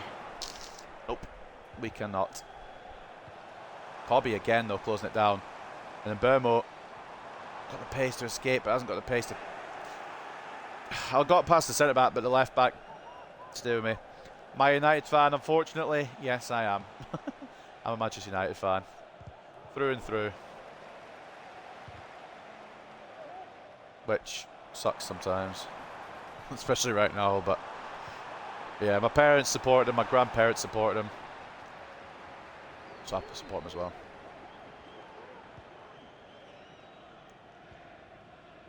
I can't believe it says Burnley, who are 20th, played better than Nottingham Forest, who are 11th, or were 11th when we played them. Martinez, he tried to swing it in again. It's not quite got the same properties as the Bema one, but Bayer has done really well under the pressure. Maximilian Bayer makes it 2-1. And Burmo looks rapid. Yeah, no, I only got him this season just as a backup, to be honest. Just his depth. But when we've played him, he's always done something. He's not really been bad at all. That is a great finish from Bayer. 2-1 United. We're currently on an invincible run this season. The squad is that damn good that we are trying to go invincible. Oh, Gillet, good save. Get it clear. Carreras. Lovely. Second ball, that's a shitty pass. Last season we were so close to everything. FA Cup, I think we got knocked out quarterfinals. Won the Premier League, the third successive season. And we lost the Champions League final on penalties. Great save, Gillet. Gillet's also a regen. He was meant to be the main goalkeeper, but he wasn't good enough to be the main goalkeeper. So we brought in All Blacks, well, pre-gen, because All Blacks still in the game. And he's been killing it for us, but he's resting today. Kind of rotated the squad for this one because Burnley bottomed the league. Good job, Weber. Oh, it's just going to fault them again, though. Nice, Martinez. I've tried to keep it realistic as I can with some of the signings. Some of them are quite unrealistic. Well, I say some of them. There's probably only been one that's like been mad unrealistic, and that was Kvaratskhelia, who we had for a bit and then moved on. I'm really hoping we pull off a surprise result, like a 2 or 3-0. I would like to hope that as well, but the problem is we are Manchester United and we've got no identity. No identity at the moment, nothing up front. Defence is a shambles, midfield looks lost. It's difficult to see anything positive tonight. I will take a draw, honestly. The way we're going, I'll take a draw. It'd be nice to get a win. I'll be working during the game, so I won't have to watch it, thankfully, but I'm hoping a result of some sort would be, you know, ideal. A 2-1 lead at the break. Once again, we've come from behind to take control. Burnley have been a lot better than what Forest were in the first game. but by no means should we be losing to them. Broya, with a goal, managed to escape a defence and find a way to slot it past Gillet. Laurent with a very nice header at the back post. A brilliant ball in from Mbemo for that, followed by that lovely volley from Bayer. Makes it 2-1 at half-time. Glad to hear Pep, making sure Pep isn't the only one with 4 in a row. Yeah, we're trying to get that treble done this season. And yeah, another Premier League would not hurt at all. Man of the match at the break, and Mbemo's been killing it. 9.3 and an assist. 8.2 from Martinez and an assist as well from right back. Laurent with a goal and 7.3. And Maximilian Bayer with the other one with 6.8. It's a bit underwhelming from some of the players like a Bruno Fernandes or a Kobe Mainu, who you'd expect a bit more out of. But Gillet as well. 3 shots, 2 saves, 1 conceded. But there's a reason he's a backup goalkeeper. And take a look at the team here. You can kind of see who's the regens. Gillet, regen. Weber, regen. Laurent came through the academy. Bowman came through the academy as well. Garnacho has won back-to-back Ballon d'Ors, so he is just literally the best player in the world right now. And it's just a really good all-round squad, to be honest. Rashford, we've managed to save his career by making him a striker. Yeah, what happened with Rashford is we put him on the wing, Garnacho overtook him, and then Højlund got injured, and we needed another striker. We had Xerxes at this point. Højlund got injured. Rashford came in and just scored for fun. So he switched him to a striker. He got injured as well, so he's only 87. He could have been a little bit higher. He could have got up to 88, 89, potentially 90. But he has been really good. He's got a playstyle plus as well, power shot. And yeah, we then brought in, because Rashford got injured, we brought in Bayer. So we've got a lot of striker depth. We've got a lot of depth everywhere. We do have other players on the reserves as well. We've got Oman, who is a goalkeeper, who's 93 rated now. The Oblak pre-gen. He's been growing like a dream. I'm trying to remember who else. We got, I think we put Dallo on the reserves for this one, so he could rest. And I think Inacio as well, Gonzalo Inacio, he's resting as well. So I don't think there's a player in our squad below 80 rated, which is really good all round. What was his rating when I signed him? Oman, the Oblak guy, Zan Oman. He was 90. He was really high rated. But Atletico Madrid had 4 goalkeepers. They had Emi Martinez, they had Jan Oblak, they had Zan Oman, they had somebody else. What was rated when I signed him? Well, obviously Rashford starts from the beginning. He was at an 80. It was before we started to save in September, like October time. So it was whatever it was at the start of the year, which I think was 83. So he started at a solid rating. Didn't really grow too fast because Garnacho kept him out of the team. But then he moved to a striker and he's kind of just killed it since. 55 to 45 in terms of possession at the break, by the way, for us over Burnley. 5 shots to 4 and 2.2 expected goals to 0.5. It could be an avalanche in the second half. It could be a struggle. I don't really know which way this game's going to go. But yeah, I tried to keep as many of the original players as I could. Broya does their best performance for the first half. Goal in a 7.8. Aaron Ramsey 7.2. And Hunturgi with his assist 6.6. Lavakovic 4 shots, 2 saves, 2 conceded as well. Yeah, he's about 80 potential right now. Yeah, no, I started to save back at the start of the year. I've kind of kept going with it slowly but surely. What else was I going to show you? And Mbemo's pace. Yeah, he's up to an 86 in terms of pace. 9 acceleration, 82 sprint speed. He is rapid. And yeah, I've kept a lot of the... if I was to put my full... after this match, if you're still sticking around, after this match, I will show you my main 11, and you'll see how many players are still Man United players. Which is pretty good. At first, I kind of wanted to not sign. I think Season 1, if I remember back, I didn't make any signings because I wanted to see what this team could do. And I believe we actually got top 4 that first season. Because, well, I mean, the potential was busted at the start of the year. That's kind of a reason for it, but I'm not going to complain. That's a great ball in. That's Adam Laurent. That's 3-1. Oh, my God.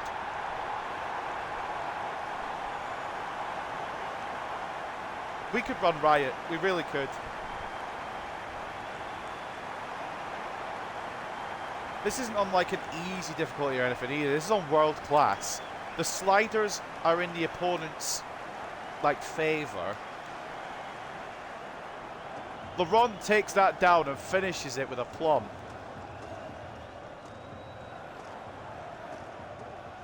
I know you could say every position, but if we had the funds to improve 3 positions next year in real life for United, what would those be for you? What finish that is?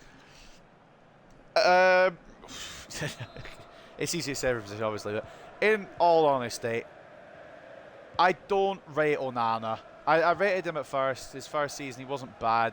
What the fuck are they doing there, Burnley? I rated Onana at first. I wanted to give him a chance. He obviously hasn't shown that he's any good. I would get a new goalkeeper in. I don't know who I would get in, but I would get a new goalkeeper to replace Onana. Left back, absolutely. We don't even have one. And if we do, they're either injured or just playing like shit. And of course, now we use Amarim's system, it'd be a left wing back, I know, but that kind of area. And then, I don't know, actually. A centre mid, I think. What with Casemiro getting on, Eriksen leaving at the end of the season. Agarte I do like, Mainu I do like as well. But now centre mid with, oh my god, he's not on, is he? Surely. He is on. And he's, do you know what, fair play. A backup or competition for Dorgu, yeah, potentially. If we had a fully fit Luke Shaw all the time, then I wouldn't say left wing back. But I don't rate Dalot. But yeah, somebody to come in to help Dorgu. Or not even competition, maybe to mentor Dorgu. Maybe an older left back or something like that. Left wing back area. Just to mentor him as well as compete with him. Onana, because this is cost so much in Europe especially. True. Very true. I want to keep believing in Onana, but he just makes so many mistakes. And it's not like they're mistakes that every goalkeeper makes where, like, I mean, some of them are just schoolboy errors. Some are like lower league goalkeeper errors. We run for the hat-trick. Oh, it's a good save, Livakovic. This is going to be in a goal fest, I can't lie. Burnley haven't held back. And Breuer is a really good striker. Annoyingly, he seems to score against me in these saves. I thought Luke Shaw and Mason Mount is a pipe dream, honestly. Again, with Mason Mount, we got scammed. And at first I wanted to believe in him, but he comes back for 3 games, gets injured. So I sent him mid just to reinforce that area. Striker, you might think I should probably pick there, but I believe in Højlund. And Xerxes is a difficult one, because I don't know where the fuck he plays at this point. He just plays everywhere. But top 3 is a goalkeeper, a wing back, probably the left-hand side, and a centre mid. But really, we need everywhere. Right mid's the only, or right wing back / right mid's the only one I'm confident in, because we've got Ahmad when he comes back from injury. He's just a baller, isn't he?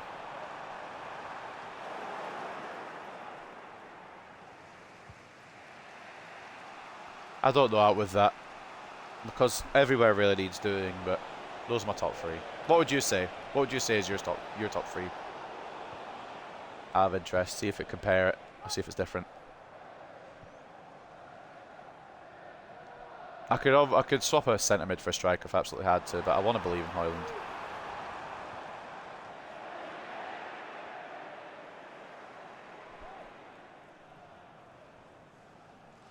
All the United fans I know are just frustrated with the striker, but I believe in Højlund so much I put money in the line, but it makes it difficult. The thing is with Højlund as well, it's not always, I mean, sometimes he's missed some absolute sitters, but it's not always his fault. We ain't getting the ball through him anywhere near as much as we should be doing. We aren't providing as much as we should be doing for a striker with the play that we have. But when he does get those opportunities, he has to put them away, and he's not doing it enough even when he gets them, so it's difficult to choose. I do like the emergence of Chido Obi coming through the academy. Obviously, he was at Arsenal for a bit, came to us. And I like the potential he's got, but to force him in when we don't have a striker might be a step too quick. Especially as he's still very young, but I do like the look of him.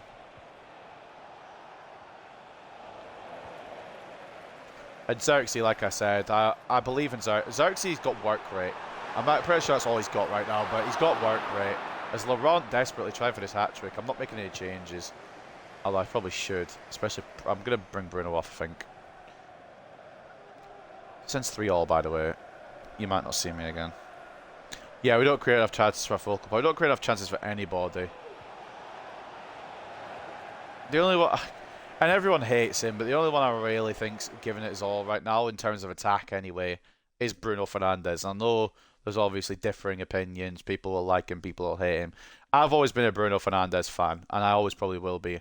The way he's tried to drag us through the shit, I've got to respect it completely.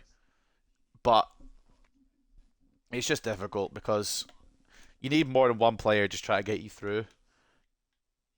And Bruno isn't the only one that can really do that. I think those are changes we're going to make. Cadiola comes on to freshen up for Carreras.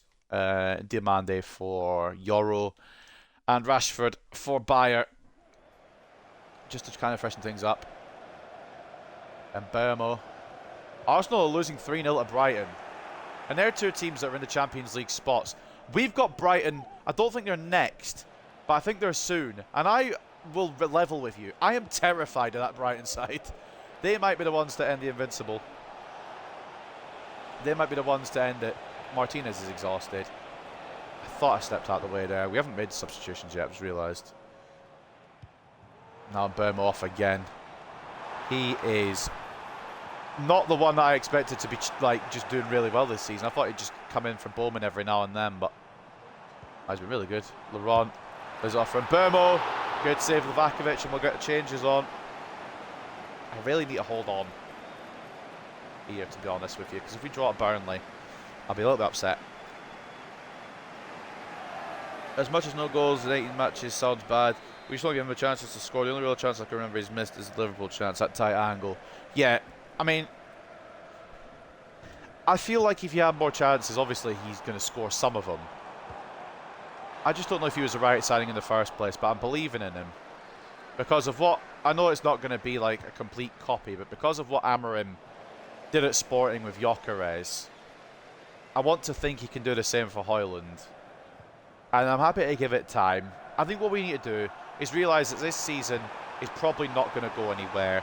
Maybe Europa League if we're lucky, but doubtful. Not going to go anywhere this season. We just take this season on the chin. We move on. We prepare for next season, I think, at this point. Whatever happens this season, happens this season. We won't go down. It's been ropey, I will admit, but we won't get relegated. There are teams far worse than us. And Burma's got man of the match, but Bruno could try one from range. Livakovic, you know, I've got to give him credit. We've been raining down trying to get this 2-goal cushion. Livakovic has been holding out, trying to stop us from getting this 2-goal cushion. And if he continues and Burnley get one smidgen of a chance, it might be a very key point for a team at the bottom of the table. We just need to hold out. The problem sometimes with using your rotated team, they're not the greatest. Especially Gillet, I don't fully rate. We might look for a backup goalkeeper in January. I swear to fuck. They've got 4 minutes. Cadiola does well. Ramsey tackles Cadiola. I'd like to think we can just chill now, but again, we can never chill with a goal cushion. And again, we could also pull through and get another one. Cadiola, Laurent's been left. Cuts in, gets caught, and it could now be Burnley again. Just close it down, boys, close it down, lovely. Arnaud Martinez and Bermo. Rashford tries to cut inside for Peltier, but it's well defended. It won't matter though. Time's run out for Burnley. They put on a show, I'll give them credit. They made it scary. But we come out on top just about. That was not anywhere near as comfortable as I thought it would be. But we take it. We take all the wins we can get. We continue to go invincible. 10 wins and 2 draws now in the Premier League. Again, we're looking to go invincible. It's just a matter of how long can we do it for. Brighton and Arsenal are the tough tests today. And Brighton just destroyed Arsenal, so I don't know. Laurent with a brace. Very nice goals as well. A header and a volley. Bayer with his volley as well. Cancels out Breuer's brace. And it is a 3-2 win at Old Trafford against the team at the bottom of the table. Xerxes, in my opinion, is a 10 and nothing more, nothing less. He doesn't have the legs to be a 9. He's such a silky player with his first touches and unnecessary nutmegs. I just love watching it. He's got the work rate to be a good 10, but he's just not a striker. He's not. And he has the ability to be something good, but not up front. I don't know if he's going to be good in this system either. If we're going to persist with this 3-4-2-1, have Xerxes be one of the attacking-sided players, have Fernandez be on the other attacking side, have Højlund be in the middle, have Ahmad and, at the moment, Malacia, I think it is, I don't even know, Dorgu probably as the wing-backs. Centre midfielders when they're fully fit. I mean, it's difficult because we've got a lot of unfit players. We've not really got enough players to fill the system as well. It is difficult right now. And Bermel, man of the match, 2 assists off the right hand side and a 9.6. Adam Laurent with 2 goals and a 9.1. Aaron Martinez putting in a shift at right back. He gets an 8.5. And Maximilian Bayer with the other goal, 7.7. In the end, Gillet didn't do fantastically, but I don't think he was 5.8 bad, was he? Maybe he was. 4 shots, 2 saves, 2 conceded. Man of the match with them was Armando Broja, who tried to drag them to something. Probably their best player by a long way.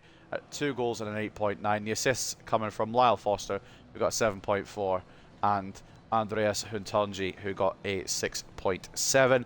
Lovakovic really tried to keep a minute towards the end. 9 shots, 6 saves, 3 conceded, but they couldn't push for that equaliser. And we just about... I don't want to say we got away with it because we dominated, but we did get away with it a little bit. 56 to 44 in terms of possession, 11 shots to 5.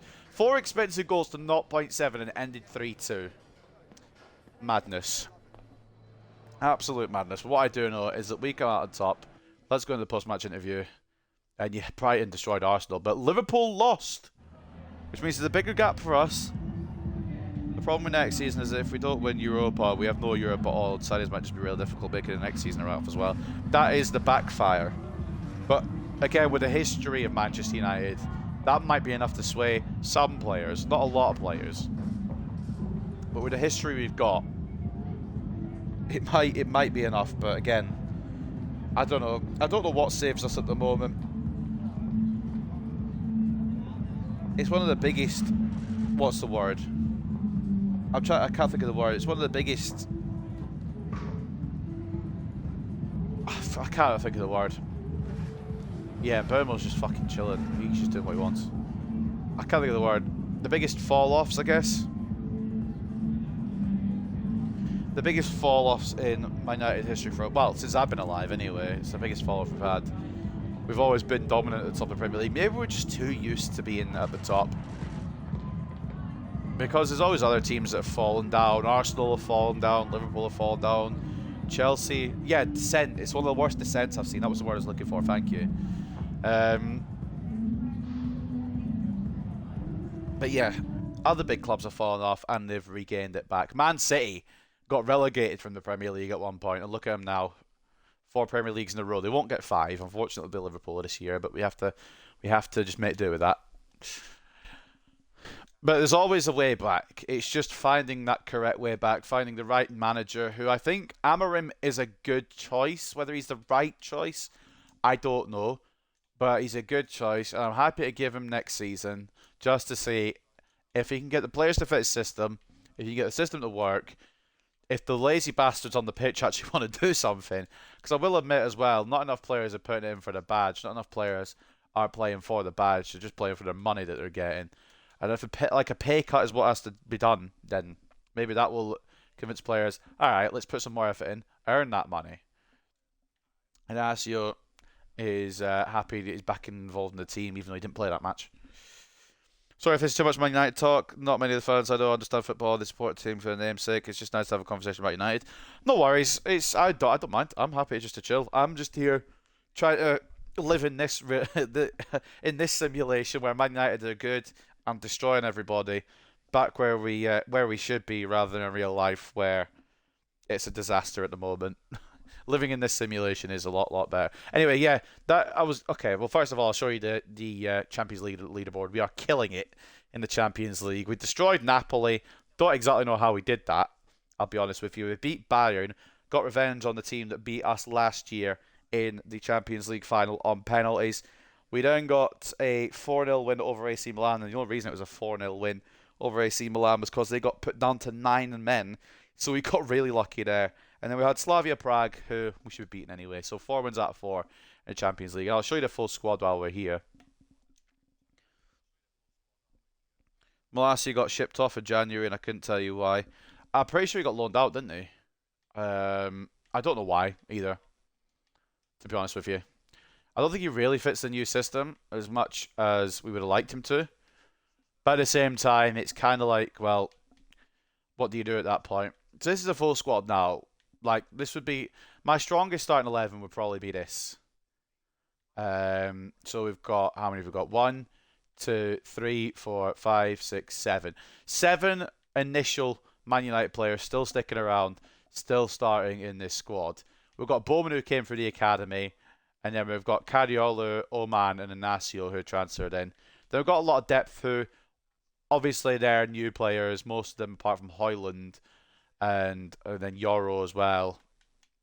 But kept a lot of the core in, and the strongest team does have a lot of the main starters. And if I was to, go by rating as well, we'd swap Rashford for Højlund, and even then, it's still 7 Man United players. It's really good what we've done. And also as well, I'll just show you a squad hub quickly because it's not just those players. I will show you in a moment. But this is these are the academy players that are growing out with the club as well. We've got some absolute ballers coming through. Wheatley has grown a lot better than I thought he would. I don't know if he'll ever get into our team. But some of these players like Riley Barton, like Mohamed Tam, they're ready to come back whenever we're ready for them. Adam Laurent, potential to be special. Bergval as well. And there's a reason we got Bergval. I will explain why we got Bergval. Spurs came in from Mazraoui and they offered Bergval the swap deal. And I was wondering why they were doing it because I'm very confused. But I wasn't going to say no to it. However, he didn't really fit our system this time around. So we've put him out on loan to West Ham. He'll come back next season. We'll try and fit him in the system. Or maybe we'll change the system for him as well. And then Roman Bowman, the main academy player. And there is a reason he's the main academy player, and it's because his name rhymes. I'm a simple man. I'm impressed by rhyming names, and that is why he's also very good. But that is the main reason why I pushed for him to succeed so much. So potential to be special as well for him. And as you scroll up, you've just got obviously the players that have been around for a long time. Minor's grown great. Agarte has been really good. Cariolo we got from Brighton in Season 2 because they were down the bottom end, and it's actually helped Brighton because they're in the top 4. But this is the rest of the team. Bruno as well, by the way, still 91 rated, still isn't leveling down. It's leveled down in 10 weeks, but every time he plays, he plays really well. So even though the stage says decline, he hasn't actually declined yet. He still looks impressive for 34. And then Zano, man, this is a goalkeeper I was telling you about. One of the world's best. We poached him from Atletico Madrid because they weren't using him. So why not? And then Alejandro Garnacho, back-to-back Ballon d'Or winner. Now, I'll tell you what happened to Ahmad, and it's not really Ahmad's fault, to be honest. Because like I said, we started this save back when the game came out, like September. Didn't have the potential then that he does now. So we did sell him on to Inter Milan. We had Roman Bowman. Obviously, he was growing through. And then we had Kvaratskhelia for a bit as well. We signed on a pre-contract because Ahmad wasn't really growing as I thought he would. And Kvaratskhelia was available on the cheap, so why not? He came in. Bowman was his understudy. And then we moved Kvaratskhelia on because Bowman was playing better than Kvaratskhelia. So now Kvaratskhelia not here either.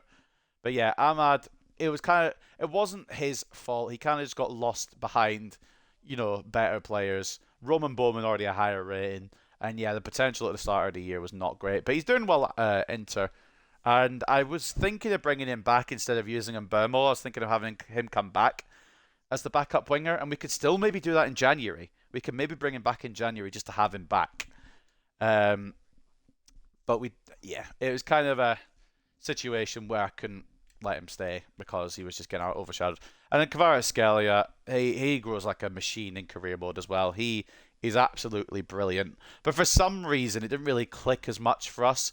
Probably because I played him on the wrong wing. But on the left wing, you have Garnacho, who is just the absolute demon that he is in this save now. Kvaratskhelia on the other side. He didn't do bad. He wasn't bad for us. It's just Bowman was better. So, and I'm letting him grow through. And then the final one, you might have noticed as well, he disappeared.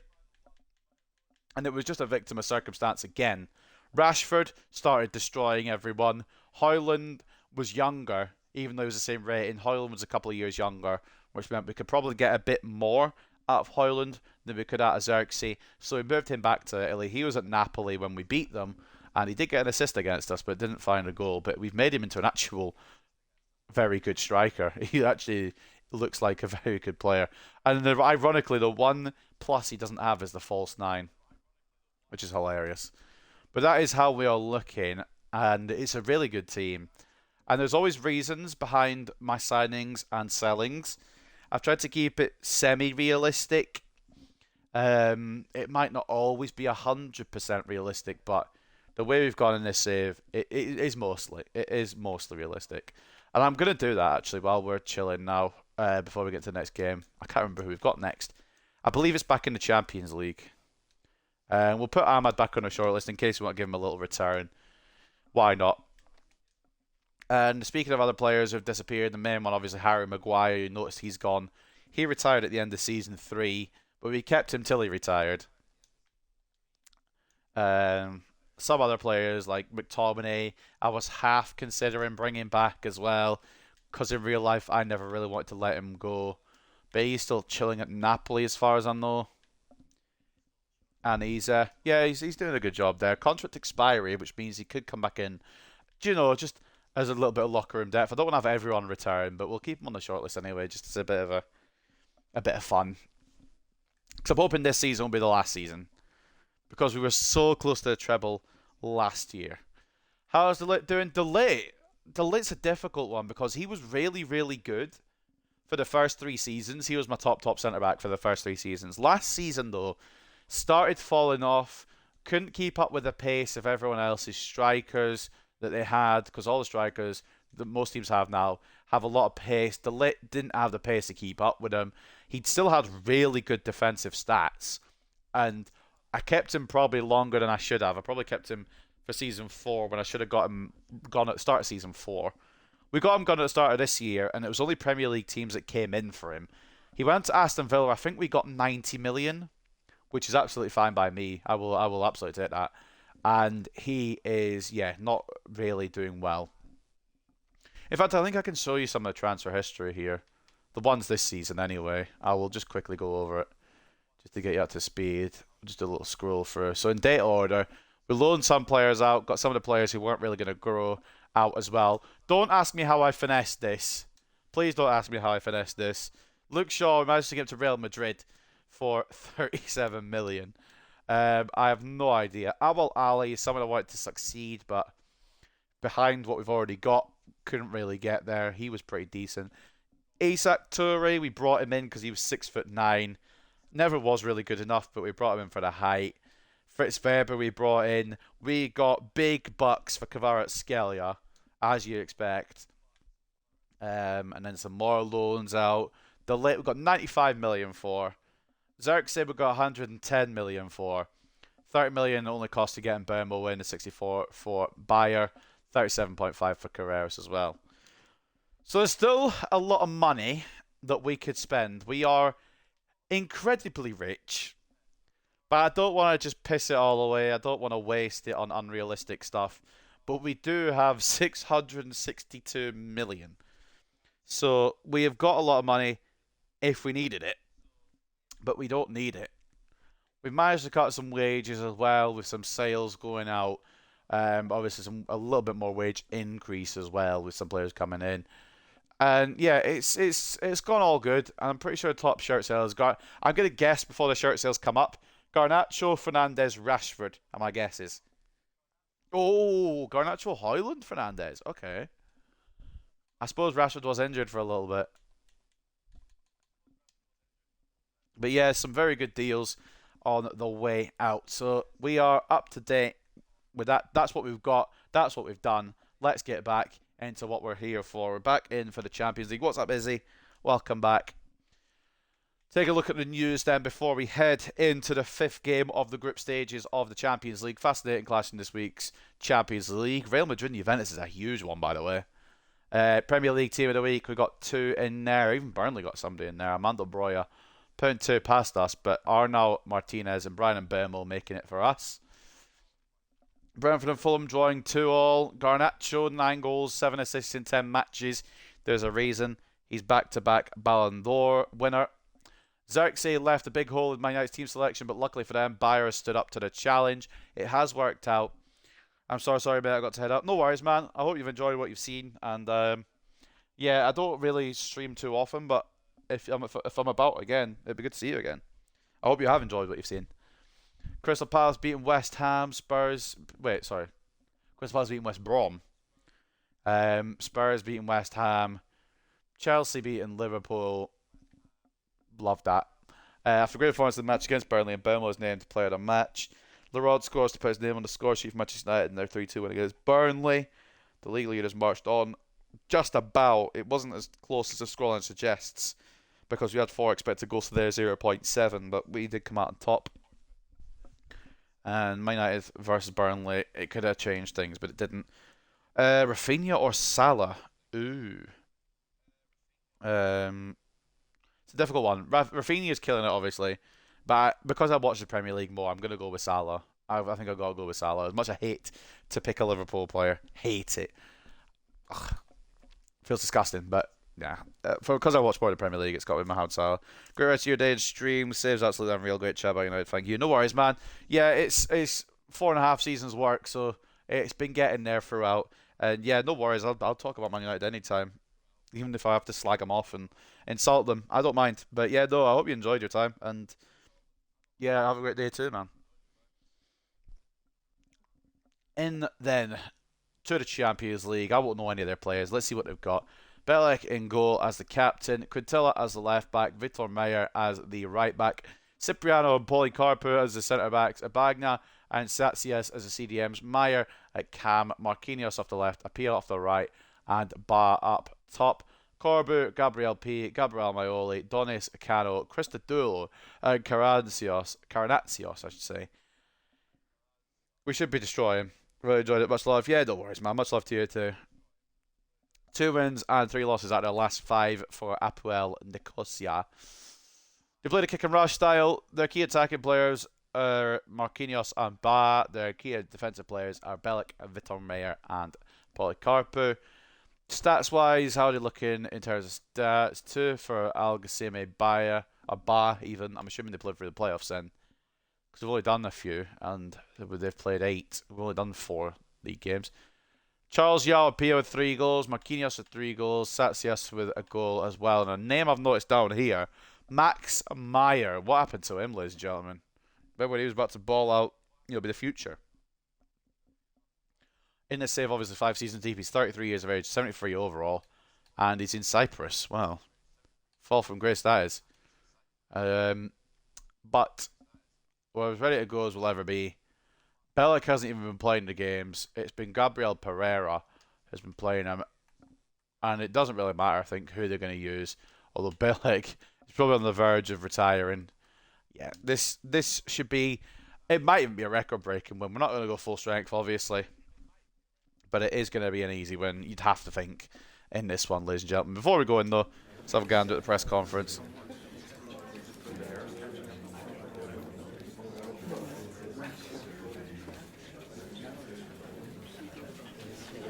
Minu, could he have done much better? Yeah, he could have completed that last pass, I suppose.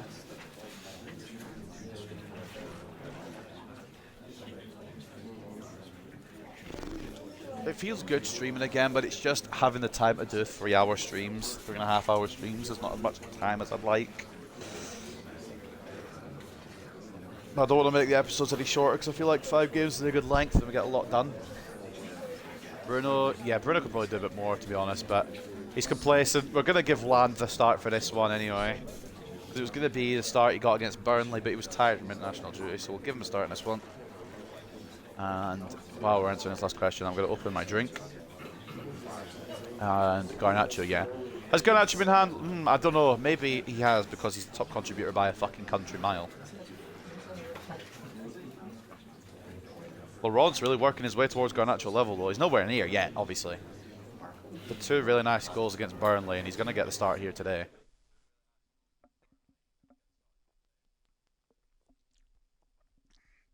I'm just curious what's to come. We should dub up here. We're going to get a second team template. Again, hopefully not everyone's too tired to jump in. Left back, we'll have Kadiolu. We'll just have Kadiolu and Dallo. Yoro comes out for Inacio, who'll start complaining if we don't play him, I think. Wherever the fuck he is. There he is. And Fritz Weber. Roman for... There we go. Just Hjulmand, yeah. We'll go Hjulmand Degarte, give Minu a bit of a sit back as well. Bruno comes off for Land, who still somehow isn't fully recovered. How? Is your stamina like 0 or something, pal? 67, it's not great to be fair. Bowman nod back in, although it could be in burn mode, but we'll give Bowman a nod. We'll give Rashford a first start today. I've backed out the team by accident. Try to find Rashford, he's on the wing there. And then Adam Laurent. I think that's as we want it. We'll put Bowman on the bench for a tired Lenny Yoro. And Carreras, can he play both sides? Martinez can't really either. We'll leave it like that. I think that's how we go. A bit of rest for some of the players, but strong enough that we should be able to do the job. Gillet in goal then, once again. He gets another chance at it.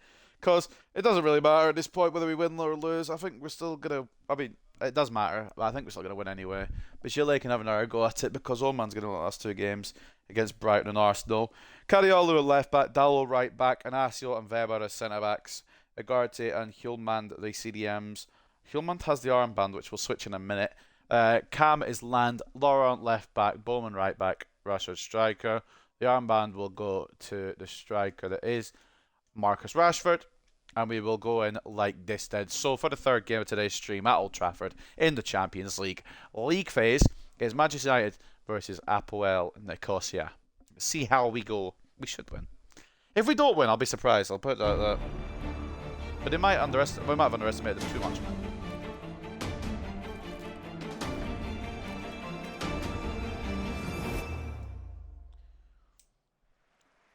I think he left, Izzy. I think he had to go, but he supports Man United as well.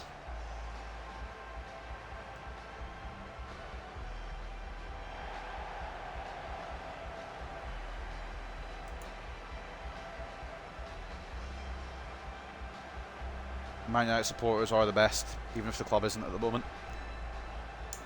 That Dallo's the back thing, the TiVo? I don't know if I like that. Can we pinch a playoff spot today? Unless they're talking about the opponents. I think we're fine.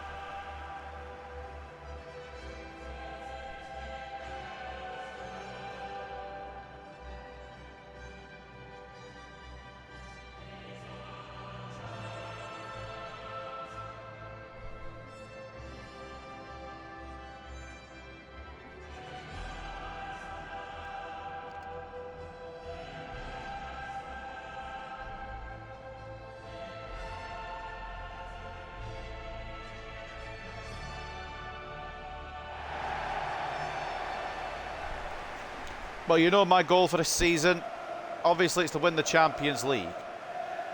But in the process of that, I want to get 8 out of 8 in the league phase. And we're very much on track to do that. 3 out of the 4 teams that I thought we might lose to, we've beaten, we've played. There's only one more team that really scares me, and it's not the team we're against. But maybe they should scare me. Maybe they'll pull off something incredible. Who knows?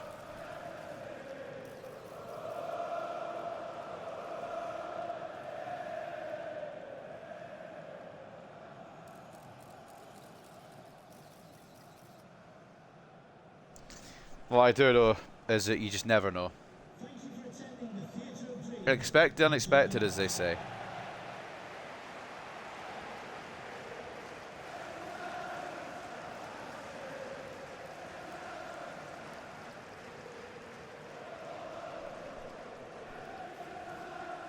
They got a couple of danger men, but the only danger they really have is Gillet, because he will probably let one in just at stupidity. It's not really his fault. He's just not quite at the Oman level. Let's kick it off then. Game number 5 of the group stages, and we could go instantly here. Ah, it's read well. I don't know where Laurent's going. I don't know why he's not gone for that ball. Why it's put Rashford in that situation, but alright. Good nod by Cariolo. Well done by Laurent to hold on to it. And the poor pass, because it was aimed all the way at Bowman, and it just did not put the power on it I wanted. Kielman. I would be surprised if this isn't one-way traffic the whole way through, by the way. Gallo. Even if this is a backup side, it should still be as easy as it comes. And again, you just never know with this game. Good tackle. Once again, a guard too. Somebody scored somewhere. Bologna already leading Fenerbahce. Bowman! Oh, he's twatted that too hard.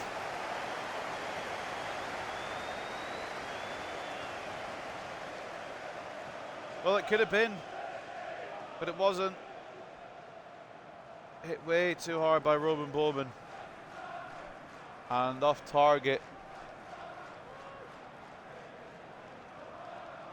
Again, this isn't the full strength side. We're going to save as much of the full strength side as we can for Brighton, which means players like Rashford, Bowman, and the like will probably get subbed off second half regardless of the scoreline. It's actually this Pereira they've given the start to. I think that's the third goalkeeper of the equation. Just tried to knock it through first time, couldn't quite get the pass off. You could see the little plus thing above his head. Maioli.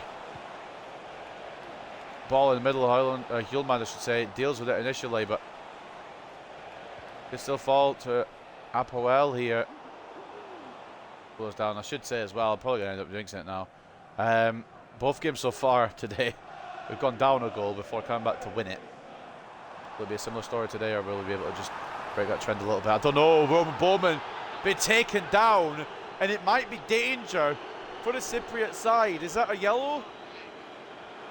It's just a yellow. Victor Mayer. That could have been a red. I thought the way that the crowd reacted, that would have been a red. And maybe it should have been a red. It's a very, very bad challenge. And there might be grounds for that being a red card. In the end, it's just given us a yellow. Marcus Rashford lining up this free kick. He's not going to shoot it. Of course he's not going to shoot it. We need to think about what he is going to do with it. Dalot. Inacio. Oh, I thought Laurent was going to make the move. He does make the move still. He still makes the move. Oh, it's just not a great finish. That is a big part of his game he still needs to work on. He's got the finishing stat, but the rest of the attacking abilities he needs to continue to work on, which he is doing. But yeah, still quite a way to go with Adam Laurent in terms of his attacking ability yet. Freddy Cariola. As I said to Laurent. Has the pace to beat anyone and everyone. Does make it through. Lays it off to Rashford. And Adam Laurent. I know we've got our left winger probably for a long, long time, but if anything happens to Garnacho, if he gets injured or anything like that, we have got the answer. Look at this. Seamless. I know it's only against the Cypriot side, but just running through as if they're not there, laying it off into the path of Marcus Rashford, who will put us into the lead.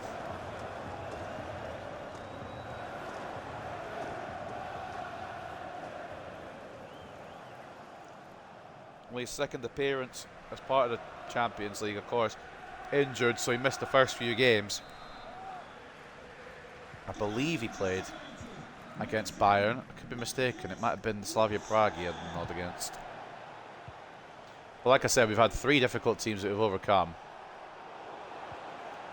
We've got Nicosia here, who could be a stumbling block potentially, but as it stands, we're defeating them.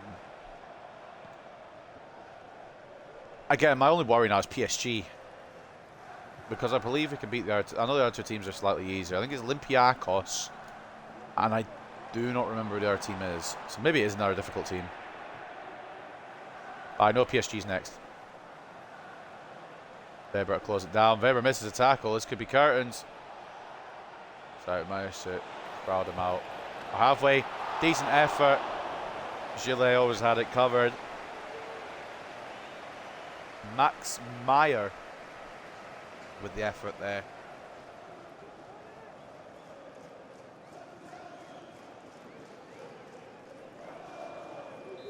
Maximilian Meyer to take the corner. It's in towards Cano. He'll manage to get it gone. Get it gone. I don't care where you get it gone as long as it's not in our box. Oh, Jesus Christ. A bit of a collision there. Oh, Cariolo can't get the ball. When's the Juventus rebuild? I don't know, honestly. I could not tell you. Because I know the Juventus rebuild's going to take quite a lot of my day up. I don't really have a day where I can do that yet. It won't be this week. It might be next week. But don't hold me to that. I still have to figure out what rules I'm going to do for that as well.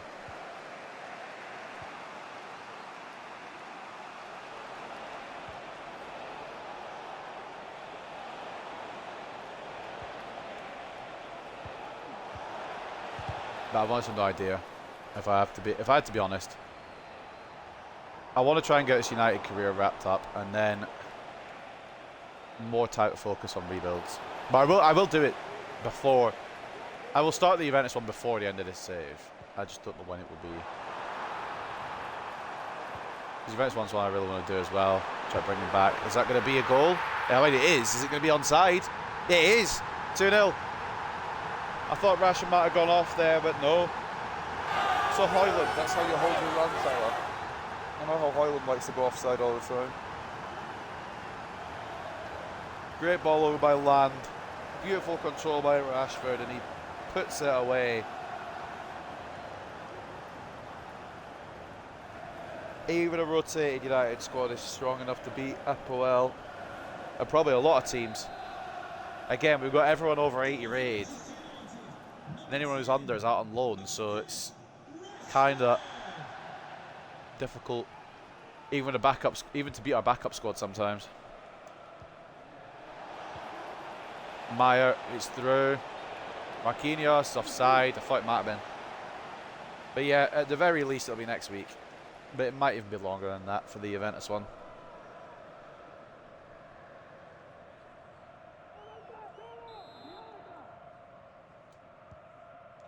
It's not that I don't want to do it either, it's that I can't find the time really. Because I know these ones take a while, they take about 3.5 hours. They have to allow maybe another hour and a half or whatever. Like maybe 4 to 5 hours for the Juventus one. That's just time I don't really... We are destroying them. We are destroying them. Tegoland makes it 3. I could have maybe done it this Saturday, but I'm going out on Saturday now. I've got stuff to do on Saturday. And I don't know when my next day off is.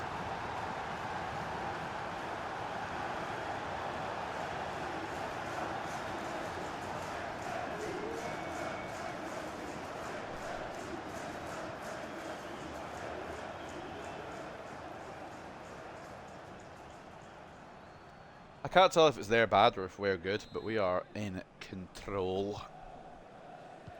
Tegoland adds a third. And I don't think anything's stopping us from holding this fucking title this year. Again, it's stopping us from winning the Champions League. Land finds Bowman. Maybe. Not quite. Land looked for Bowman. It was the right move. Just a wee bit too much power on it. But if I had any less power on it, they got intercepted.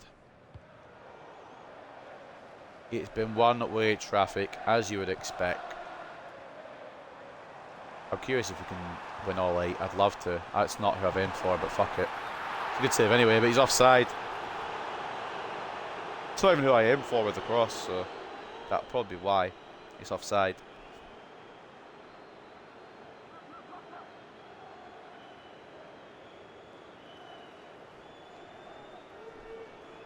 Again, really good save. As we approach half-time. I've seen some other YouTubers do Juventus career modes as well. And they don't really, I don't really know what rules, they don't really use rules, they kind of just signed whoever. Well, they kind of sound like homegrown Italian players. Seems to be a rule, but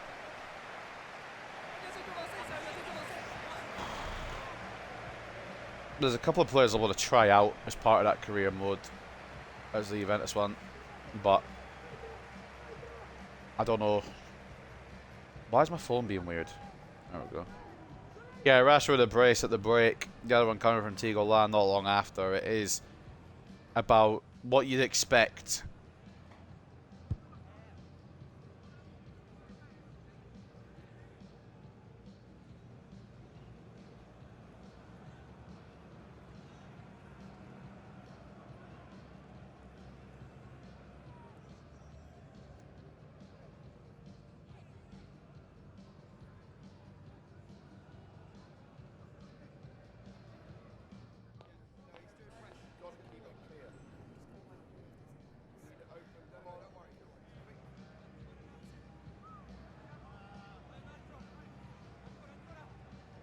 Oh, I quite like this.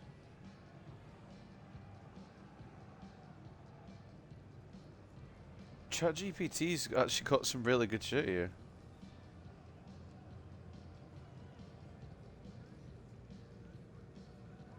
Fucking hell, it's giving me... sorry, I'm just having a look while we're in the halftime. Like, it's giving me 14 rules. 14 rules for a Juventus save. I think we'll maybe go back to that another time, obviously, when I do the Juventus save. I'm not going to remember 14 rules. I'll maybe adopt some of them. Half time anyway, in this one, it is 2 goals and 9.1 for Rashford, an assist and a 9 rating for Laurent, who is killing it. He's stealing Garnacho's spot. He's not going to steal Garnacho's spot, obviously, but he's definitely a very good understudy. An assist and a goal for Tigo Landers on an 8.5, Dallo 8.3. An assist and an 8.2 for Hjulmand and an 8 as well for Inacio. Gilly hasn't done anything, I don't think. 2 saves from 2 shots. Maybe he has done a little bit. And for them, I mean, for us as well, Weber is our worst player, but I don't think he's done anything wrong. I just don't think he's done anything. He's not really been involved.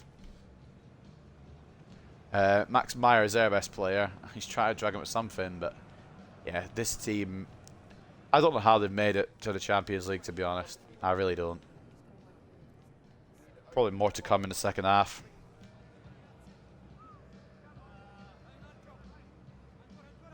(56 to 44 in terms of possession at the break. 6 shots to 4 as well. 2.8 expected goals to 0.4. It's very, very one-sided. I could probably let the game play the second half, but I'm gonna, because I want to. Right. Let's see if we can start setting records here in the Champions League. Or obviously we can't set too many records because you don't know how many teams could score in an 8-game format. That right. Gillet, we need to have a discussion, don't we? I mean, all credit to them. They caught me napping. They fully caught me napping. But on the flip side, it's actually really well placed. I don't know how much shit I can give Gillet for that. I could probably stretch out a bit more, but it is really well placed. Well, Rodriguez fuming. But Applewell, I found one. I mean, it probably won't be much more than one, but really difficult to find clean sheets today.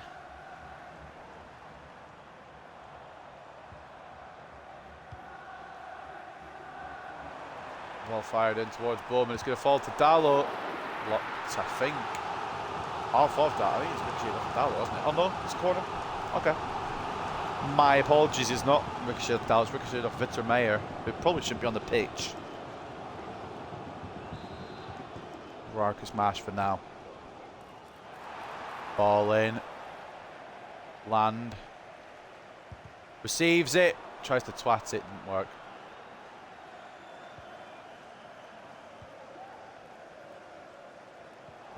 Slightly loose touch. Yeah, we've got Brighton next. Need to keep that in mind.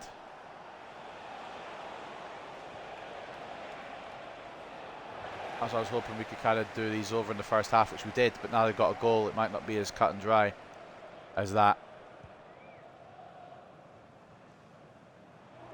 And again, a lot of it is rotation. It's just Bowman. Probably bring on Bermo soon. I need to sneeze. Excuse me. I was kind of running around in a circle over Weber because I needed to sneeze. Sorry. Yeah, players like Bowman coming off soon. Dallo or Cariolo, one of them. Actually nods it. Not really what to do with him. I didn't really want to nod it, but he has nodded it. It's gone wide. Didn't really have the header there. To be honest, it would have been more easier if you tried to volley it or even maybe overhead kick it, but it didn't do what I wanted it to do, so it's the way it goes.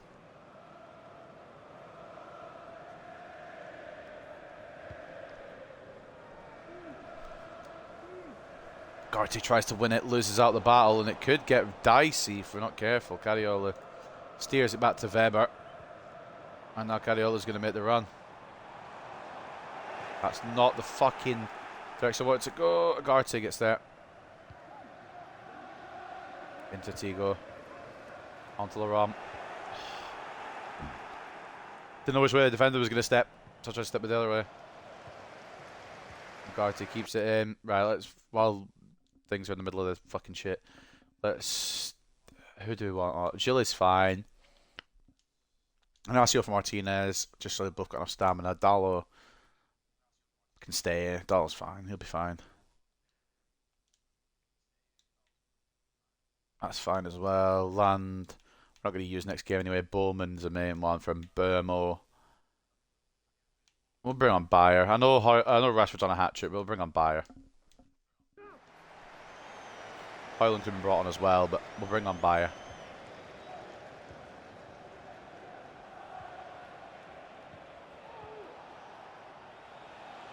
Can't remember if it was the Everton save or a different save that I'm doing, but I think Hoyland is at Brighton, so maybe we get revenge on him before he even goes there in this save. It's a great ball. Can Rashford get the hat-trick before he exits play? Perhaps. No, it's deflected off him, but falls to Vitor Meyer, who gets it clear. You're telling me we're beating Apoel by a lesser score than we beat Napoli. Alright. So we ain't using a stronger squad.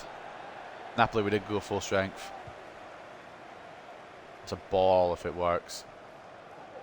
It does. Laurent. Gonna try and pick out Rashford. It's just not quite. 2-2 between Milan and Barca. I think Barca near the top 8, I think. Milan ain't. Pizza. How is that a foul then, you fucking liar? Nacio's used a bit of physicality in the game, hates it. Bayer, Martinez, and then Bermo on. Rashford and Nacio and Bowman off.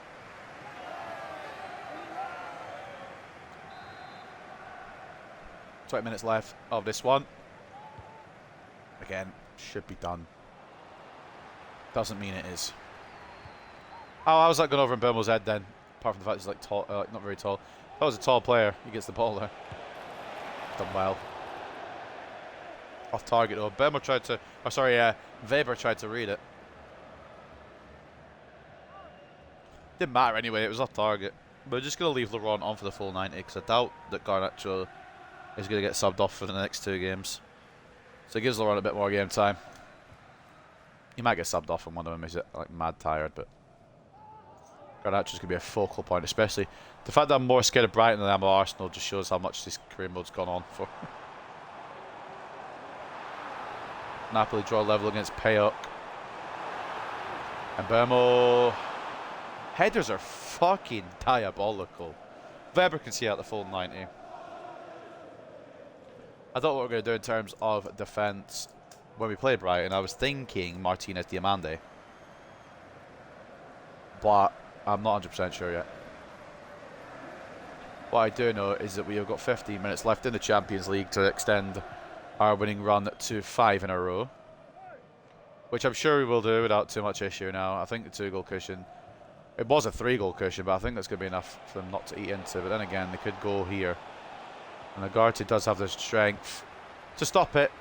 And he'll win the throw as well. Smart from Ugarte. As Laurent is one tracking back. Carrillo is the one going forward. Interesting selection there. Not the wrong one, though.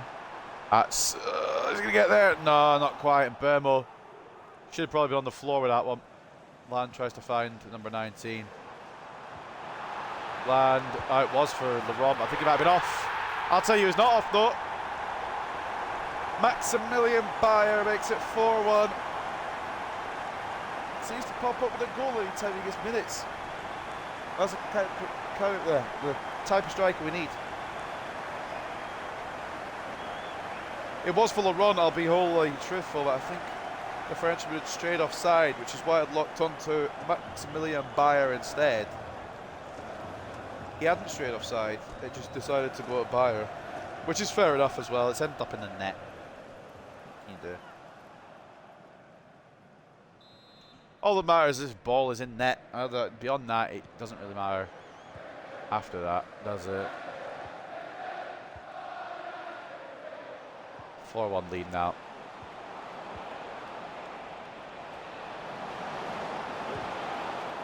Good block, Weber. Could have been 4-2.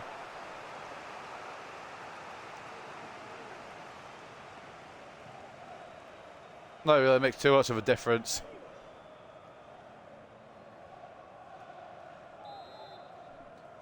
Again, it might get boring watching us win all the time, but that's kind of what career mode is to work towards. A team that just doesn't stop being fucking brilliant. Great save, and Weber wins the goal kick. Qatar's getting quite tired though.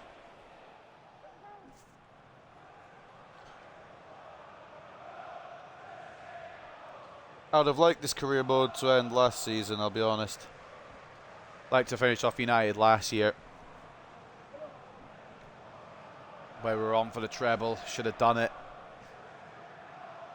but obviously with season 4, you know, not going quite the way we planned. Season 5 is just going to be us destroying everyone, and that's kind of going to have to be. I know that's a bit boring, but it's kind of the way it is.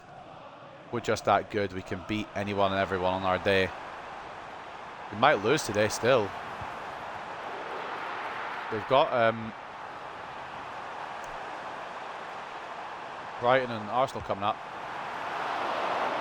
so I wouldn't put it past one of them maybe even beating us, running the invincible streak. But at the same time, all you need in the invincible streak is a draw. You don't have to win. So even if we only got a draw, still keep it alive against teams that are around us in the Premier League table. I wouldn't be opposed to getting a draw just to get something. Yo man, we know what you can do in this competition. We think it's Napoli, but couldn't do it today. I did put a bit too much power. I realised as I let go of B that just had us. It was slightly overcooked.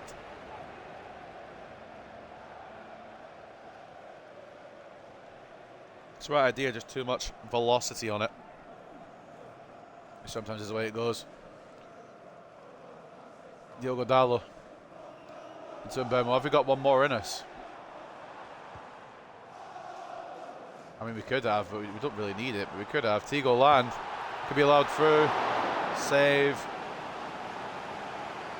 Yeah, Weber's on his last legs. Only 30 seconds left, though. We'll just see it out. This corner will probably do the game. So 4-1 minimum. Another dub in the Champions League. That puts us to 20 goals scored, 4 conceded, 15 points.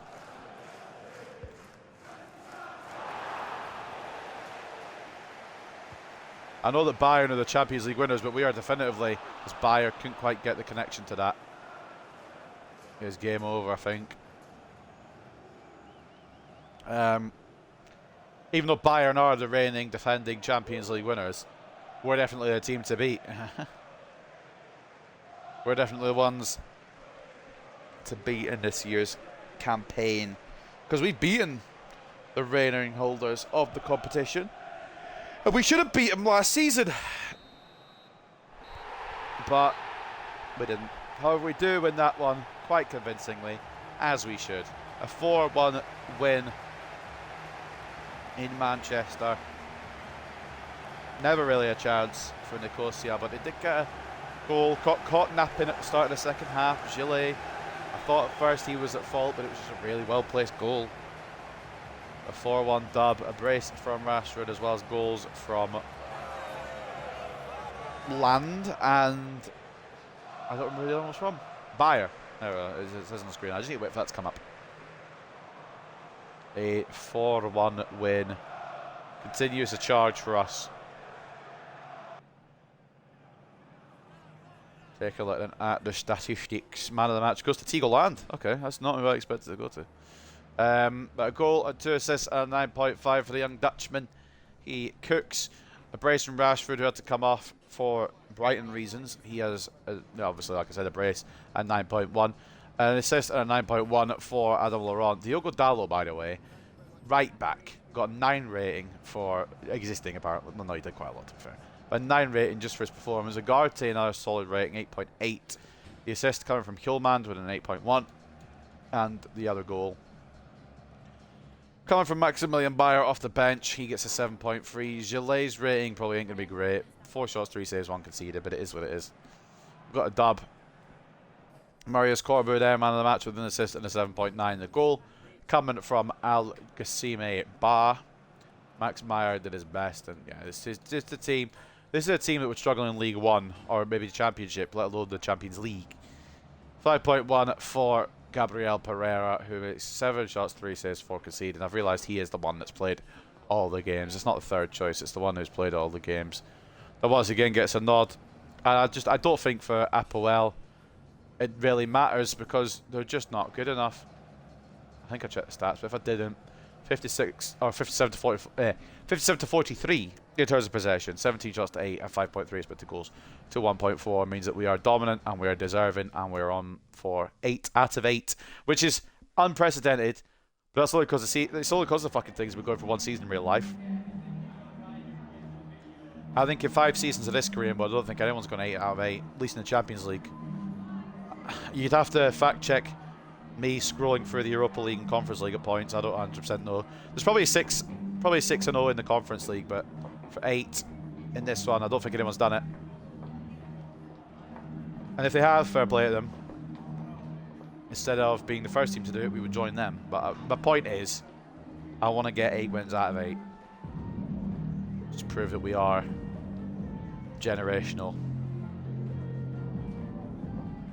The fact that we've gone long enough that I've been able to filter some of this youth talent in, like Adam Laurent, like Roman Bowman. I'm really happy that it has gone. Part of me's happy that it's gone to a 5th season, but part of me kind of wishes it would have been done after the last one.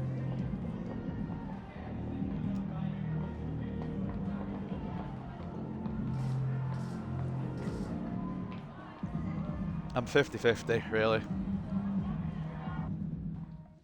Would have been nice to call it a day, but on the flip side, I'm very happy we don't have to because it just shows we can fucking destroy everybody for a bit. Let's get the stamina sorted as much as we can. Dalot might have to take a back seat for this one. I'm going to have to go Arnar Martinez. Not the end of the world. You drop from Dalot to Arnar. It's not really a downgrade. It's more of a sideways grade. I would obviously rate Dalot over Arnar Martinez in this career mode, but that's because I've had 5 seasons of Dalot and only about a season and a half of Martinez, so it's not like it's really fair grading, to be honest.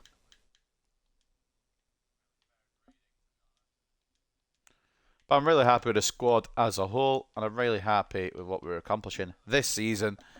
Can we continue the undefeated streak? We're going to come up against our toughest test, not named Liverpool, in the Premier League. I'm only saying that because we already beat Liverpool. Hillman's happy with the game.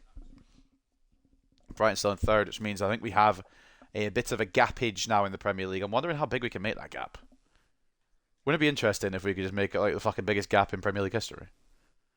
I wonder what that is. I'd have to go Google it. Man City probably have it. But right now, we're already 7 points clear with only 12 games played. Liverpool lost to whoever they played, which was Chelsea, wasn't it? That was the one where they lost to Chelsea. Yeah, it's a bit easy, but that might change here because Brighton, I'm going to go into for the first time in a while, I'm going to go into the actual squad, have a look at their full squad rather than just looking at their pre-match thingy.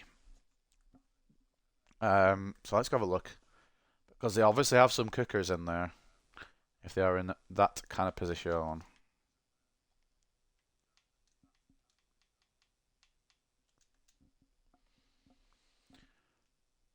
Let's go through positions then. Carl Rushworth, decent keeper. Sherpin, decent keeper. They've got 3 quite good keepers as well as a 78 raid giant. So no complaints there. And I see them all obviously very experienced. Left backs, they've got Bischoff. Right back, they've got Lodi. Can you do it in terms of position order? You can't. That's alright. They've got Kimmich, which obviously is tons of experience. Vivian as well. Curious who their other centre back will be. They'll probably Hiroki Oto and Daniel Vivian, which makes sense. Two very experienced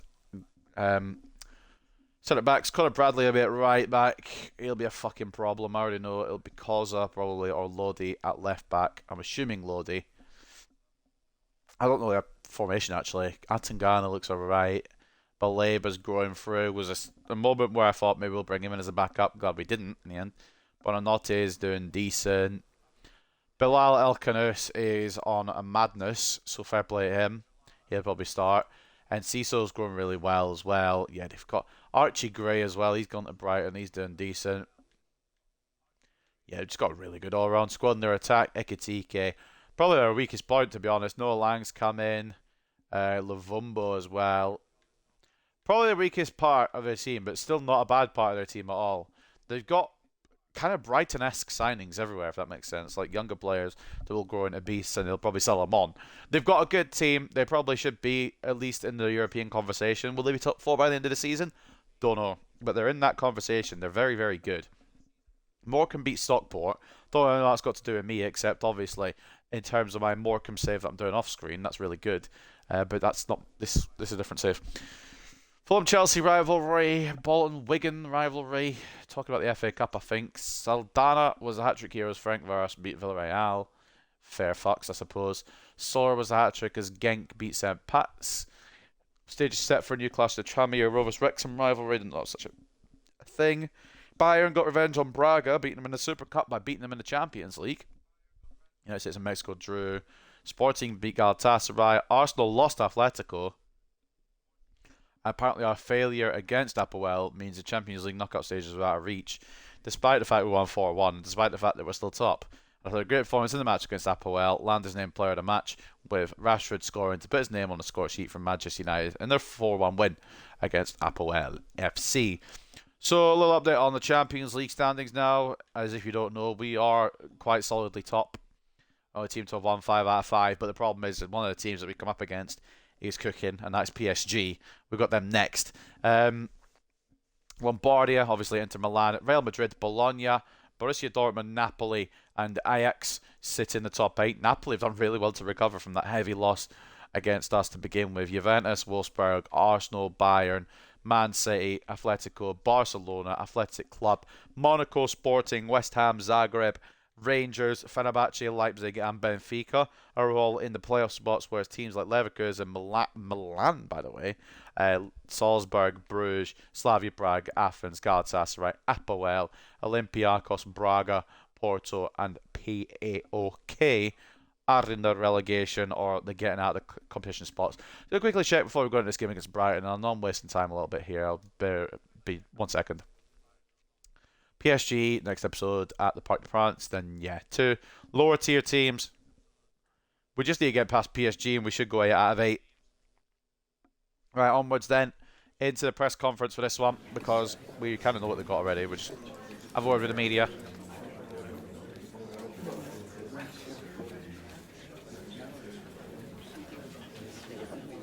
Of our hands full against Enciso. I'm presuming they're starting El Kanous, but I hope no man can cook. This is without doubt going to be the hardest game so far. Well, in the league. I feel like this is going to be more scary than what Liverpool were. I was scared of Bayern in the Champions League, but we outdid them, so. I know, Dallow's chilling. Yeah, Dallow's chilling.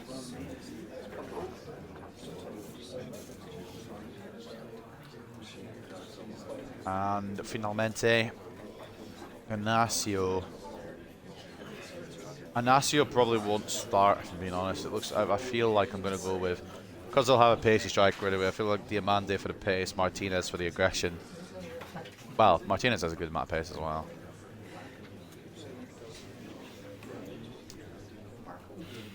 Let's see what we're going to do then. and how we're going to do, to be honest. Let's see what they're going to bring to the table. The game said they're starting in CISO, so a little bit of a spoiled out. Unai Simon in between the sticks. Causa and Bradley as the fullbacks. Ito and Vivian as the centre-backs. O'Reilly and Florentino as the CDMs, with O'Reilly captaining this side. Galeno off the left, Lavumbo off the right, and CISO at cam. Ekatike up front. Bit of not a great run of form, to be honest, from Brighton. They've been struggling slightly, but they were near the top. They were at the top for a little bit. Fallen off slightly, but try to get back on the good form run. 2 losses, 2 draws, and a win at their last 5. Lang, Urbanski, Igor, Renan Lodi, Baleba, Rushworth, and Ponomarenko all on the bench. They play a kick and rush style of football, and with Vivian and Florentino the key defensive players, Lavumbo and Enciso the key attacking players. I will admit I'm quite concerned. I'll be honest. Transparent. Quite concerned. Take a look at the stats then. Not the striker I thought would be starting, but there's a good reason why it's not Ekatike. There's a good reason why it's Ponomarenko. The Ukrainian has 8 and 3 out of his first 10 games. And Simon looks like the goalkeeper as well. Galeno getting a good amount of time. Matt O'Reilly probably should be getting more time because he's got 3 goals, whereas Florentino hasn't got any yet. Or maybe he doesn't quite fit the system. 2 assists for Baleba. Elkanus as well, killing it. 7 and 1.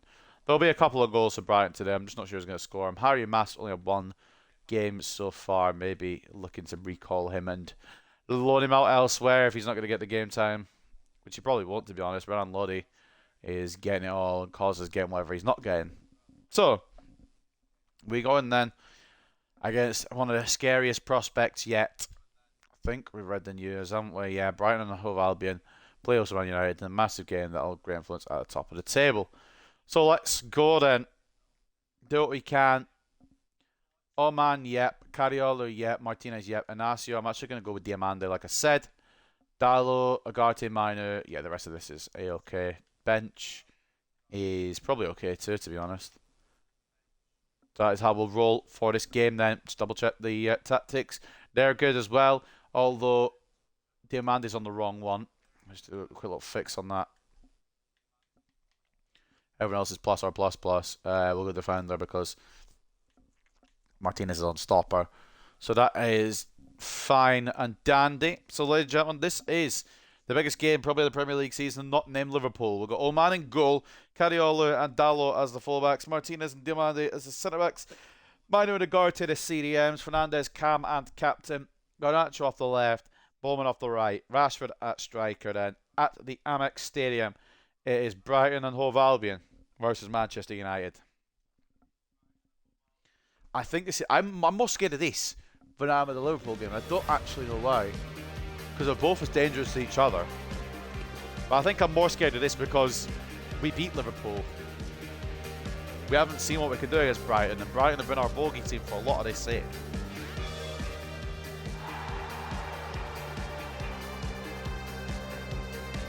Will there be the end of an invincible streak? Again, all we have to do to keep the invincible streak going is draw. Obviously, we're aiming for the dub every time we come into a game. And obviously, we're aiming for the Premier League title. But if we could do that without losing, that would be phenomenal. Matt O'Reilly, the Tifo. I've noticed Igor as well as leading out Brighton and Hove Albion here. So either Vivian or Ito is not in the centre-back partnership. Either that or they've deployed Igor as a fullback. Let's have a gander then at the Brighton team once they show it. I'm genuinely intrigued. I know they've got Elkanus. Igor's leading them out. They've got Unai Simon. They've got Lavumbo. Probably got Ekatike. I actually don't know beyond that. No, they'll have Ponomarenko, won't they? Florentino, Vivian, there you go. Oh, Ito is playing, so they've... So Igor's left back, right? Either that or it's not Igor who's leading the team up. I swear that was Igor. I guess we'll see. Unai Simon, Bradley, Vivian, Igor, Ito, Florentino, Gray, Buonanotte, Galeno, Canus, Lavumbo. Yep, that's a very good team. That's a very good team. And if put Ito at left back, so Igor sits in the centre, which makes a bit more sense thinking on it now. We have got as strong can be Oman, Dallo, Diamande, Martinez, Cariolo, Agarte, Mino, Fernandez, Bowman, Garnacho, Rashford. And of course, Freddie Cariolo coming up against his former club. Only spent a season here before we took him. And he's been a United regular ever since. No need to switch it up because he's been a baller. Can we overcome our toughest challenge today? We've still got Arsenal to come. They're not going to be easy either, but just now we need to go early. If we can go early, we are flying. Garnacho into Rashford. Tries to knock it on one more. Can't find an option. Agarte won't get there to that one on Luvumbo. A bit of an unknown in that one. Agarte, smart tackle. Shouldn't be a card, and it isn't. Smart just to slow down that attack. Gives us a chance to get back a bit. Pouring down at the Amex. Are we looking for a win or a draw? Obviously, the aim is to get 3 points. However, if we don't, 1 point would do. Just make sure we don't lose. That was meant for Bruno. Has escaped. Captain Minor closed it down. We're just going to reset. Demande heavy touch. Oh my god. Oh, fuck off though, like for real. Fucking hell. If there was ever a fucking sign that this game did not want me to succeed there, that was the perfect bounce for it to Luvumbo. And it's well read, honestly, by Zano Man. He's going to have a day of it today, and we know he is. He knew he was. He gave it this one, though, he's going to have a day of it. It's great passing work. Dallo blocks for a corner. It's a fucking long day at the office as Brighton have the first corner of the game. They look like they feel like a team that's going to go short, even though can't be arsed with it. Yeah, Elkinis to Buonanotte. Ball inside, Igor, one more. A wild effort, but that's what happens when you get your defender to take the shot. Hiroki Ito, I believe it was, mashing that off target. I will admit, I am very concerned. They look like a very good team ready to rock today. And not that we've looked bad, it's just they really pressed us early. Dallo does well to intercept a throw-in. Problem with this kind of thing is Cariolo goes into next Christmas with his run. That was meant for fucking Dallo. I was about to... Oh, if Diamante didn't get that, by the way, the game was getting fucking heated. The game was getting so much insulting there. Agarte try to cover. He will continue to cover as well. Does well. Another corner. Again. A point is fine. I'd like 3. But a point is fine. Hiroki Ito probably his only attempt on goal. Well, I say on goal. Probably his only attempt. Miles off target. 4th game out of 5 today, as we usually do. Kind of sacked off the youth tournaments at this point. We don't really need him. Oh man. Could find Bowman. It's a good knock if he can escape. Roman Bowman. Oh, Galeno. Why do you have to be the one that's tracking? Stupidly fast. Wenderson Galeno. If that's a left back, if that's Ito, would probably break through. Elkanus. Tackled by Diamande. Oh, referee! Are you serious? That's a foul! Mate. Okay, is that what we're playing today? Alright, sweet. Anyway, I'm just talking about Ferdi Cariolo. Coming back to his former club. We are correct. He is back at his former club. There's no debate on that fact. Buonanotte to deliver. Well, I thought he was going to deliver it. And I don't really know what he was trying to do, because it looked like... I'm assuming it was a shot, obviously, but it's just fucking terrible. Without being rude, he's just shit. Cariolo takes it away from his former teammate. Buonanotte's heard me on the touchline saying, "What do you mean shit?" Garnacho does well, get it back to Cariolo. Good thread for Rashford. No, because it's gone to Bruno. This is good Bruno range, to be honest. It's not great Bruno shooting, to be honest. Manuel Agarte, he could line one up. It's just not. Yeah, the wind. The wind. I'm not looking for a blame game, but the wind, you can tell it's winding. Bruno, Garnacho. Oh, it's going to fall to Roman Bowman. It's closed by Igor Guardiola to deliver in towards Rashford. Bowman knocks it down to Rashford, but runs into trouble. Yeah, long day if we're going to try and get a goal here. And if they get a goal first, it's going to be a long day to try and equalise. Agarte can't, just doesn't have that step to get away. Galeno's struggling to get the ball in, but he does. He does well to deliver it off as well, and he might get picked out here by Luvumbo. Martinez closes that down. He tried to go the other way. Rashi. Thought Bowman might stay outside a bit, but he opted to go inside with his man, which is something like I want Bowman obviously to be the guy, and he will be the guy. It's just his decision making still at this level a little bit is not me gusta. He's still only 20 though, so I'm not going to fucking say, "Oh, you dickhead." Garnacho happy to trap back. Don't know whether he should be, but he's happy to. Great read, Lisandro Martinez. Agarte can in turn give it on to Dallo.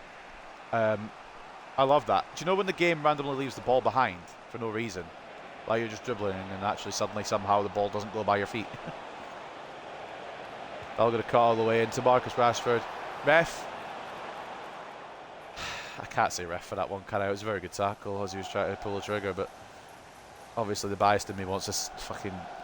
The biased in me wants to go back and look at that, but obviously I know it's not a penalty. Corby. Into Agarte. Bowman. Oh, it's difficult. Dallo. Back to Bowman. Bruno. Good save, very nice Simon. I think he saw it late as well. Yeah, this is a fucking clash of the titans, this one. Neither team getting the best of the other just yet. It might be one of those days where neither team can. Our corner goes the way of the visitors, which of course is us. The ball will go in towards Bruno, or from Bruno towards. The thing is, with those, we don't really have an aerial threat. I don't know why I'm still crossing them in at this point. What do you think about the corner tactics I'm doing? Martinez, can't get there. I wanted to slide, but I didn't want to get a card. And now Conor Bradley. Oh, it's good ball. That was a very interesting choice. That was a very interesting save choice from Oman as well. I didn't know which way it was going to go for a second. Martinez is exhausted, rushing back. Agarte, Bowman, Rashford might be the gap. It's great reading from Hiroki Ito.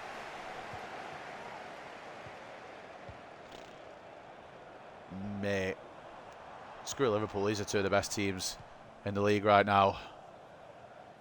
I feel like it's been a lot more of a struggle against Brighton than it was against Liverpool. I was meant to go over the top, I can't lie. I was not meant to be on the floor. Don't commit out there, don't commit out there. We've got man coming across. Interesting effort. I think Luvumbo got the connection, but it's not ever going to go in, is it really, from that kind of area?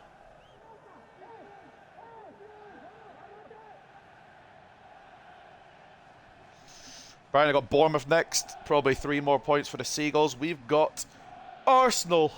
Don't know which way that's going to go, but they've got no Gyökeres anymore. They've got no Saka either, but they do have Lamine Yamal, which is the main concern for me right now. It's a great knock from Guardiola because he saw his man coming in there. Garnacho's done well to get past Bradley most of the game. It's just the end product we've lacked a little bit. Fernandes, Agarte makes the room but can't find a shot. It's not that either team has been bad, it's just both teams have cancelled each other out. Bowman tries to knock it on. No, he doesn't. He's going to fight for it though. He's going to fight. He's going to win the fight. Thought I might try one more effort before the break. That should be us at the break unless the referee gives him a chance, which he's probably going to. I mean, it's at the halfway line, isn't it? Yeah, I was going to say, am I not mistaken there? I thought it was at the halfway line. 0-0 at the break. I don't really know which way this is going to swing.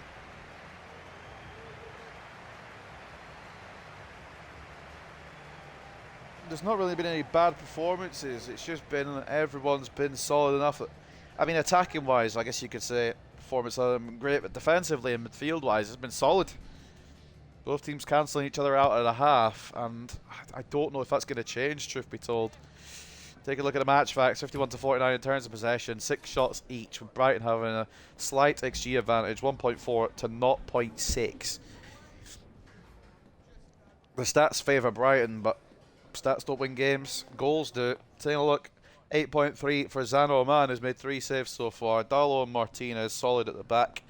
And it's just kind of been mid from everyone else, but that's not for a lack of trying. It's just because Agarty's not been 5.2. That's fucking bollocks. It's because I've been lunging a lot. That's why 5 tackles, no success rate. I've been lunging a lot, but he's not been a 5.2. Point is, it's not really been a standout because it's been cancelled out. Unai Simon, 3 shots, 3 saves as well. And again, it's just middling from both sides. A spark is needed in the second half. Just one moment of magic. And if you're looking at a man to bring a moment of magic, you're looking at that man right there off the left wing, the Ballon d'Or winner. But Connor Bradley's been solid. 45 minutes to go. Will there be a winner here at the Amex? Or will it end as a draw? Second half's underway. Agarty instantly wins it back, but can't make the pass. He wins it back a second time. Just going to be a bit more careful with it. Manuel Agarty had a bit of a stinky first half according to the game. Doesn't want to do anything silly. Cariola, Garnacho, like I said, the man that would do stuff, but closed down that occasion. Or maybe there's a man on the bench that might need to come on and save the day. I'm not entirely sure who I'm naming in that kind of respect, but somebody on the bench might be able to change this around. I was half thinking of starting Højlund, to be honest, but we didn't in the end, and maybe we should have. Although it's not really Rashford's fault. Throw-in will go to Brighton, as well as substitution, as Buonanotte makes away, interestingly enough, for Matt O'Reilly. They're changing system, or Matt O'Reilly is going to take up an intriguing position on the right. Well done by Darlow. Bowman, now Rashford.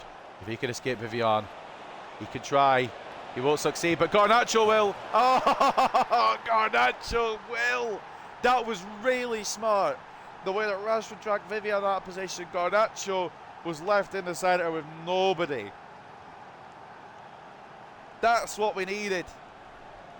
And you don't leave Alejandro Garnacho for a second, because he will just slide it past with the greatest of ease. And Simon trying to make himself look big. He did his best trying to save it with his leg, but it's just perfectly placed. My first instinct was to just whack it as hard as I could, but that would have got saved. So placing it with Alejandro Garnacho, Ballon d'Or winner, key player, best in the world. We take a slender lead. We've got, an advantage to hold on to now. First blood, Manchester United. Remember, coming out we do have Arsenal, so we'll have to think upon, and even the game's like saying there, like, yeah mate, you got Arsenal. Think about maybe some substitutions very, very soon. But before this, so Luvumbo forces a man into a save. Not the greatest of marking from Manchester United, I'll admit. Poor from me. Be a corner to Brighton.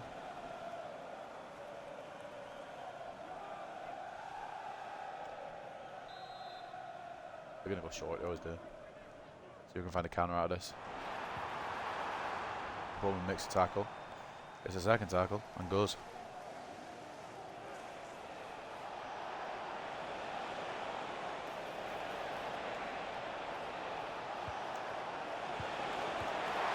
That's a fantastic save. I just went quiet because I didn't think Bowman would make it the whole way, I'll be real. But that is an incredible leg save by Unai Simon. And Bowman can't find the shot, closed down by Igor there. I'm impressed by that save. Garnacho's in space, so it's another great save as Simon rushed out to deny Garnacho. Nobody was marking him again. I don't know why nobody's marking the best player in the world, but they aren't. So let's fucking try and take advantage of that. Galeno now using his pure pace to get away from Darlow. I thought that was strength, but apparently not. Does get the ball the second time around, Diogo Darlow. Now it's going to be Roman Bowman. Has the yard of pace over Hiroki Ito. Can he just find the ball up into the area? Rashford gets it nodded away. Probably maybe could have tried to put it on the edge. Change is going to be made soon for United. We have to. Garnacho. Fucking last. I knew I made a mistake there. Did it all right apart from that final touch. Just escaped me, man. What? Sorry, was I not challenged for that? No? Next time the ball goes out of play, we're going to have to make some changes for fitness. We've got fucking Arsenal coming up next. Great block. Great block again.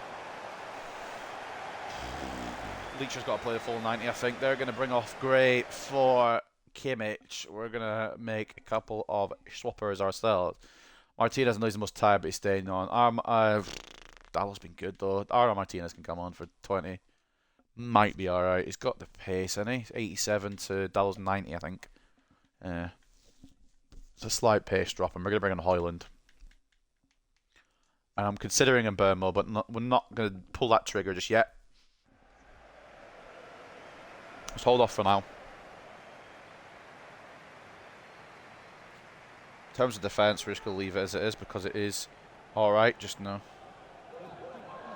Double change. Højlund coming on for Rashford. Aaron Martinez coming on for Dalot. 20 minutes between us and a big win to further extend the Premier League title race. Roman Bowman. Again, once again, the yard over Hiroki Ito and the cut-in.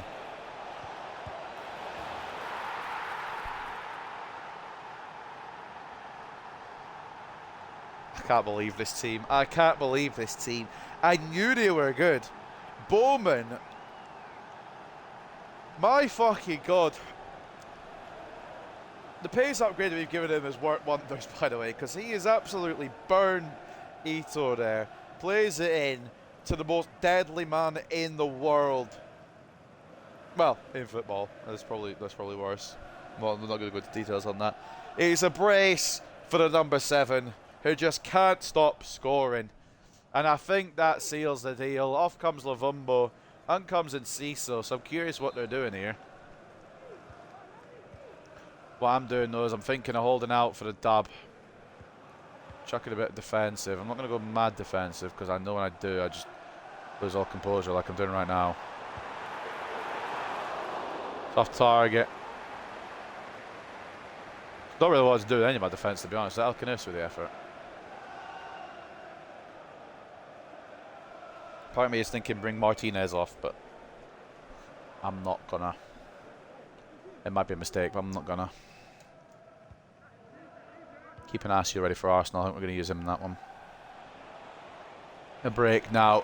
Cariola. Garnacho. Oh, for crying out loud. Oh, great save again to prevent Garnacho's hattie. It can't be won. Mate, I know that Brighton may end up on losing end here. Still time that they don't. Great tackle. It might be a booking, but it's a really great tackle from Marnau Martinez. It might end up that Brighton do claw us back. But let's be real. It's only 2-0 because Unai Simon has been an absolute wall. And the ones that he didn't stop, just couldn't stop. Well-placed efforts from Garnacho. So I'm only surprised that Brighton haven't scored yet. I'm not saying they won't. I'm just saying I'm surprised they haven't done it yet. Bruno's not really got the pace to carry this through. I'll tell you who does. Rasmus Højlund lay it on for 3-0. Oh, he's just run out of room.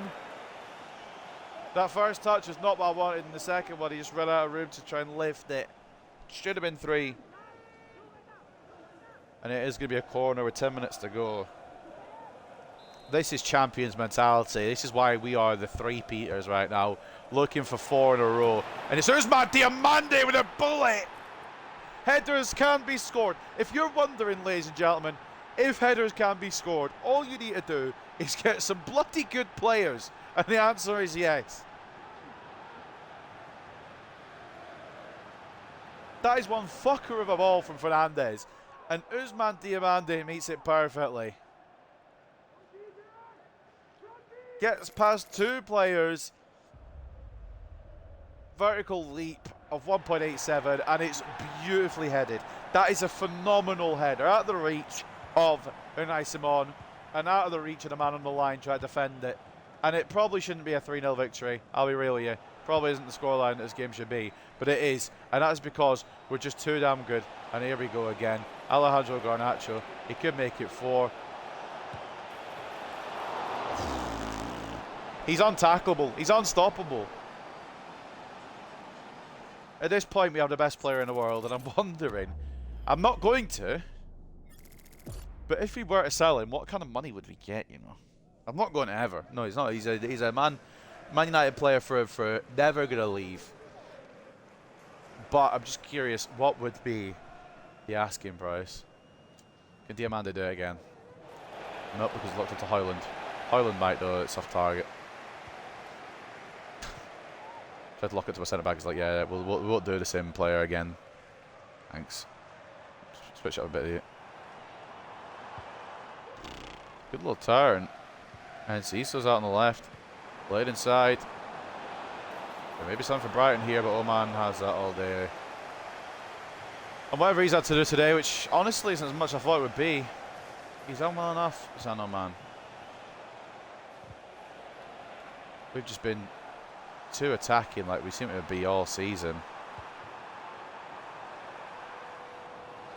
And even a very tired Lisandro Martinez will put the effort in. And that's just what this team is. Complete opposite of real life. 11 individuals who will do everything for this team. One more. I'll be real, I won't go Garnacho for the hat-trick. Probably wasn't the correct move. Probably should have got Hoyland for the fourth, but... Roman Bowman. Now he's got that pace. He just needs just the finishing touches and everything else. And he is the best right winger in the world. I love the both of them then. It's not going to fall for Hoyland to rebound. Oh, I wanted to shoot the rebound there. It's a great save to prevent number 4. For what? For fucking what? For breathing on him? Oh, fuck off. I was trying to take it back to the defence so we could hold to the clean sheet. I'll be real. Doesn't matter. We've done it anyway. That is a champion's performance, ladies and gentlemen. First half, we held out against them, probably slightly superior to us.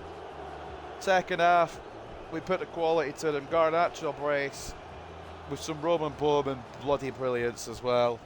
And the third goal, I can't remember who it was. It was Diamande's header. I think that was the third one.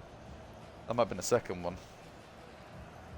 Anyway, a brace from Garnacho, the bullet header from Diamande means that we extend our lead even further. And it just, I think it shows that we can't be stopped. And you might be saying, and I think people probably are saying, switch difficulty up, man. Like, it's too easy for you. It isn't. I suck at this. Oh, hello. Hello. Why are we all tangled? Sorry. Anyway, yeah. Switch the difficulty up. This game's too easy for you. No. Because A, the team is this good, deserves to be playing this good. And B, the difficulty's fine. We're just that good, right? 50 to 50 in terms of possession, 60 shots to 10.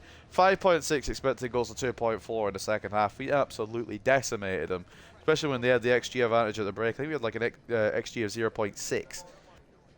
And we ended up just fucking caning them. Brought the onslaught that this team I know can bring. And man of the match has ended up going to Roman Bowman. I didn't think it would. I thought it would go to Garnacho, but Bowman takes it. 8.9 and an assist and a really, really good lively display. A Garnacho performance again, but again, 8.8 is the minimum you'd expect from the Ballon d'Or winner. A brace and an 8.8, like I said. Channel Man with an 8.7, 4 shots, 4 saves, holds out for the clean sheet. Lisandro Martinez with an 8.3 as well. Bear with me on the wrong stats. Usman Diamande getting that bullet header, registering an 8.1 after his tricky first half. Fernandez with an assist and an 8 rating. Rashford with an assist and an 8 rating as well. And just all-round brilliance defensively as well. Maybe the right back situation could have been a bit higher, but Dallo put in a good shift while he was playing, and Martinez didn't really need to do much when he came on. Man match for them, kind of, honestly. Didn't expect that out of Brighton, I expected more. First half they were good, second half they just weren't. 7.9 for Zito Lavumbo. 7.3 for Unai Simon, who tried to prevent as much as he could, but 3, do you know what, 3's actually a good amount to concede, but he had 12 shots in his goal second half. Or at least most of the second half. 9 saves, 3 conceded. It could have been more. And it's lucky to only be 3, to be real with you. 7.1 for Bilal El Khanous, who's got the talent, just didn't have the ability today. 3 shots off target. Hiroki Ito as well. Solid, I guess. But yeah, nothing really special. And I'm surprised that some of these players didn't get on, especially Ponomarenko has got 8 goals in 10 games. I thought he'd get a little showing just to bag something or try and help out.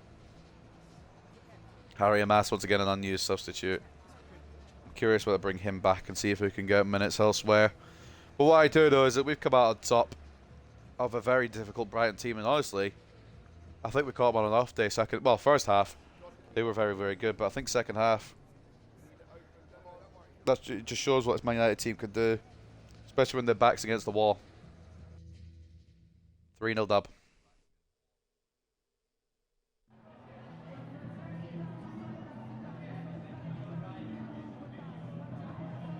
If I was any other team in this league, I'd be having a look now and be kind of thinking, right, what the fuck do we do?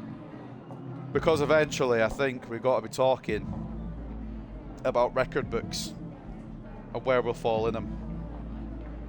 We've obviously got the Centurions, which, yeah, insane. We've obviously got the Invincibles, which obviously also insane. We've got a Chelsea team that conceded 15, and there's absolutely no shot we're fucking matching that. My point is, we've got to look at some of the best ever to do it. Even the Man United treble team in '99, we might be breaking their record. We might equal the treble, but in terms of Premier League success, in terms of the way we do it in the Champions League, you just got to start thinking. Premier League only, by the way. What Premier League records can we break? Centurions is possible. Invincible is still on. Garnacho's happy with the game's given him. Mate, of course you are. You're the main man. Why would you not? You're the fucking centerpiece, mate. If you miss a game, I'm a fucking idiot. Unless, of course, it's a team that doesn't need to If it's a big game, you're first name on the team sheet, pal. Don't worry. After, of course, the captain. The captain will always go first on the team sheet. I don't care. You can be the best player in the world. If you don't have the armband, you don't go on first. Bruno Fernandes, always name one on the team sheet. Swiftly followed by Alejandro Garnacho. And the rest kind of follows on from there. But this man right here, the centerpiece of the midfield, will always be number one on the team sheet. And that's non-negotiable, unfortunately. Because he's not going to lose the armband at this point. I think we're too far deep. Because if he was going to lose the armband, he'd have lost it by now. 8 points clear. Oh my god, we could go 11. We could go 11 points clear with a win over Arsenal to end today's episode.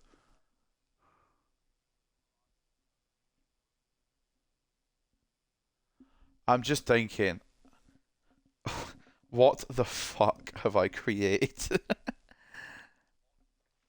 Only 13 conceded at 13, which for me is phenomenal work. There's only Brighton and Wolves that have conceded less.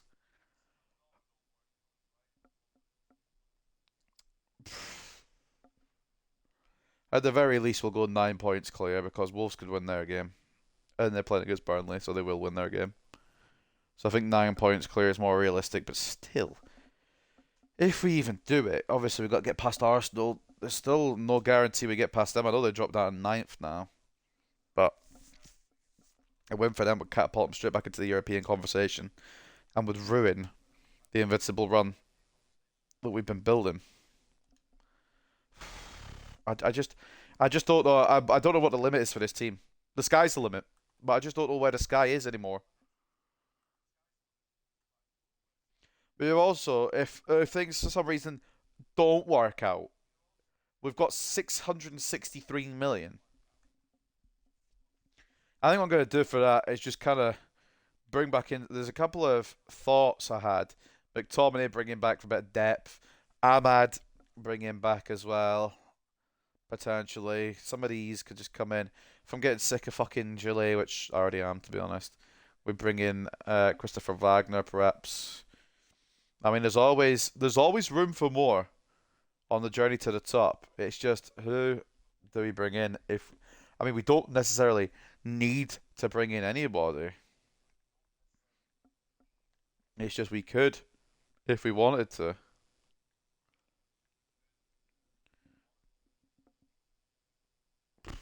It would be unrealistic. I think Borussia Dortmund just won the Champions League last season, so probably can't sign from them. This was the man I was thinking of bringing in all that time ago, to replace Cariola, and I'm sure he probably would have done a better job because he's 21 years of age and 91 rated. But Cariola is a baller.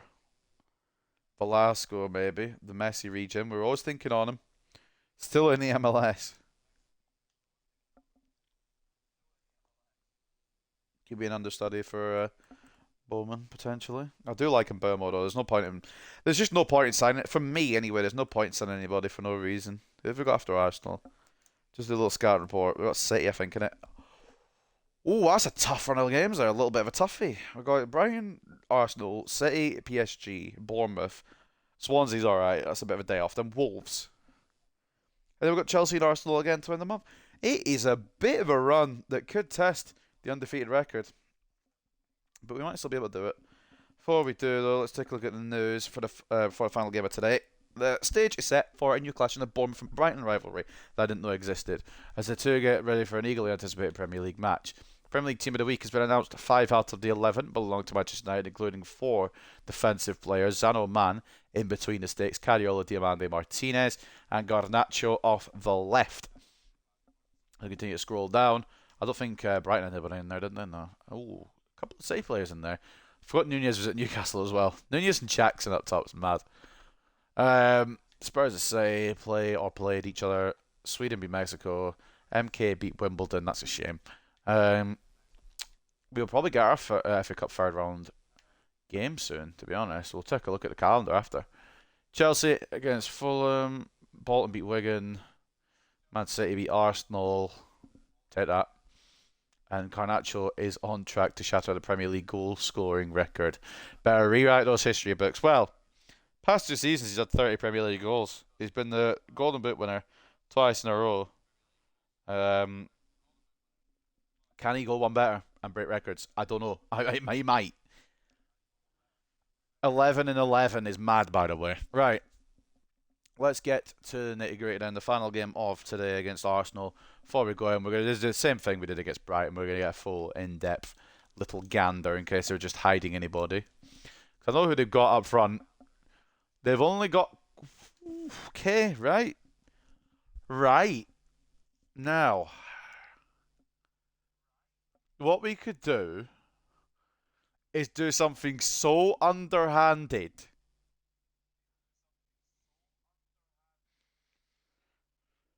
We could sign Carl Hein in January just so Arsenal have no goalkeepers. Now, do I do that or should I not? Because it'd be funny, but I don't know. Anyway, Let's either Theo Hernandez pre-gen or fucking somebody. But they got Charles Cohen at left back, who's going to be 98 pace. Yeah, good luck to me. Tri Hume, Furlong Mendy, João Mario, Eder Militao, William Saliba, Nuno Tavares. Good defence. Jack Henry Francis, Mikel Merino, Thomas Partey, Adrian Rabiot. Still got Declan Rice. The midfield is scaring me slightly, but not incredibly, to be honest. Odegaard, yeah. They're probably going to go with Rice, Odegaard, Vermeeren. Yeah, attack Carrera, not quite there yet. I think he's the Neymar region. Or is he? I don't know, but he's looking alright. Evan Nielsen in there as well. Is he the new man up top, perhaps? Marco Morales won't be. Reece Nelson, Vitor Roque probably is the one to go with. Leandro Trossard, and of course, Lamine Yamal. So it is a difficult one. But they've got Carl Hein in the net and no other goalkeepers. So that makes the job maybe slightly easier. I don't know. Let's take a look at what they are thinking of bringing. What?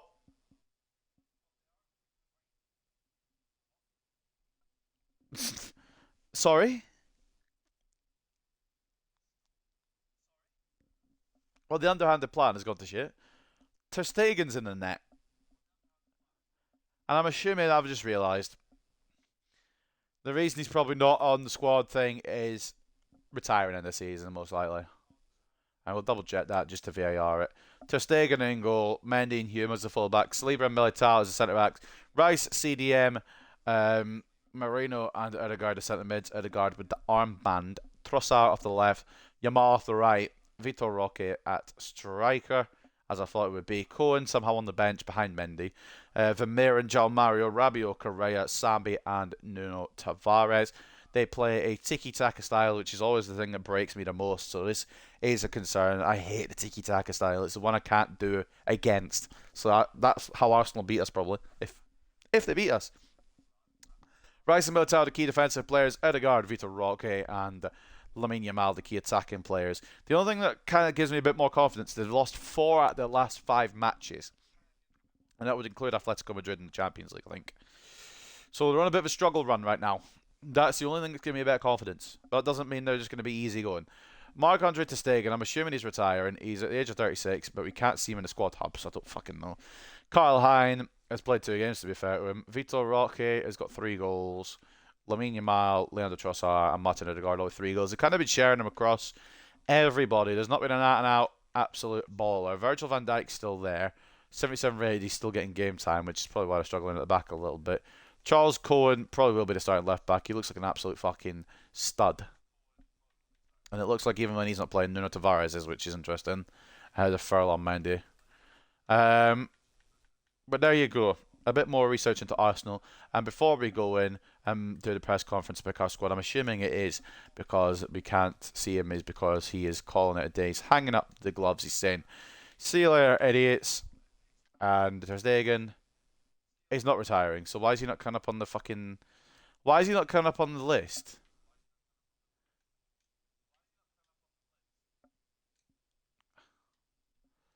Right, whatever. Anyway, okay, yeah, that's fine. Still 87 rated, by the way, ter Stegen, so it's going to be a lot more of a struggle than I thought it was going to be. Because I thought it was coming up against Karl Hein. Fucking bollocks, mate. That's what it is. Absolute bull honky. Bruno completed 9 passes and accuracy at 90%. Again, could have done any better. Made that one more pass. Probs. I don't want to... it's a tricky game here because you don't want to get him complacent before a big match. But you want to hype him up.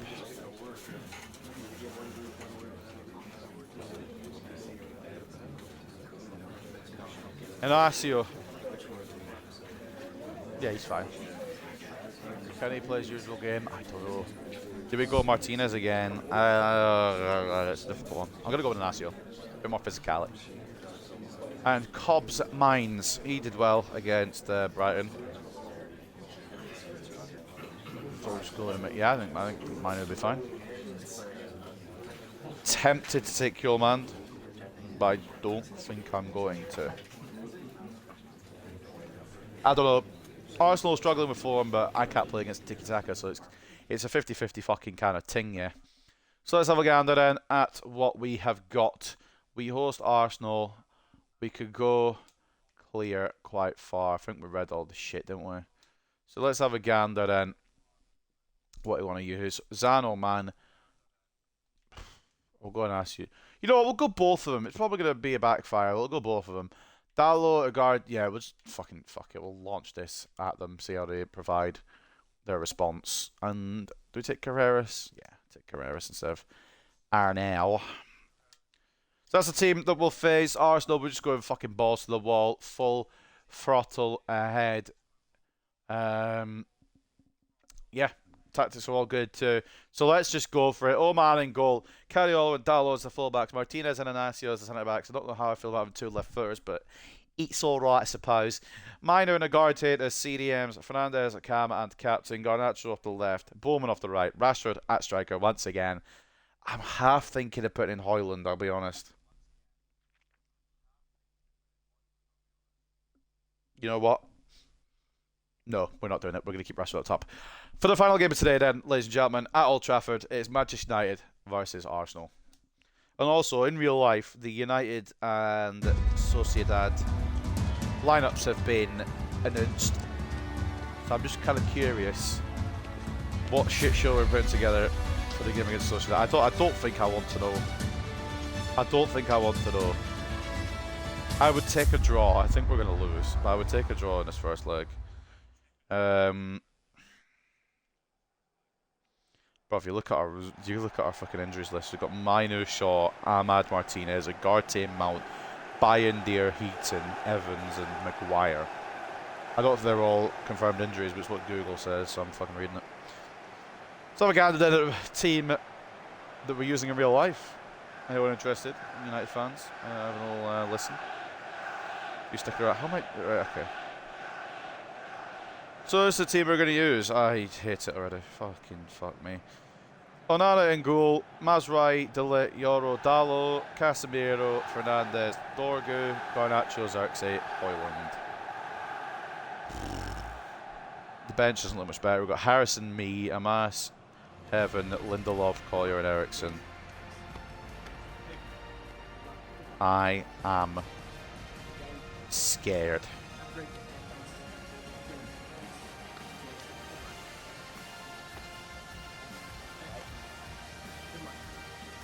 Especially when they've got players like Oyarzabal and Kubo. I'm just not looking forward to it, to be honest.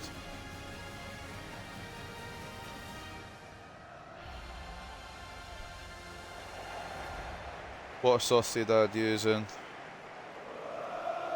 Romero, Elizondo, Aguirre, Zabeldia, Munoz, Sucic, Benyat, Bryce Mendes, Kubo, Bernachet, and Oyarzabal. Yeah, it could be so over for us. For Arsenal in this game, it's Ter Stegen, John Mario, Militao, Saliba, Cohen, Rice, Rabiot, Erdegaard, Lamine Yamal, Correa, and Roque. So let's get out of the game in real life and focus on this game on screen. I will wholeheartedly admit I'm terrified of the Sociedad game, but thankfully I'm at work for the second half, so I get to miss it. However, first half I'm going to watch it because I'm not going to watch it. It's a great ball over. That's a phenomenal ball over. It's a phenomenal ball in. Oh, that was it. I don't know who picked out that ball to fucking Roman Bowman, but give it yourself. Pat on the back. Give Roman Bowman a pat on the back as well. He fucking got there to it. Agarte, loose touch. We can't be having them.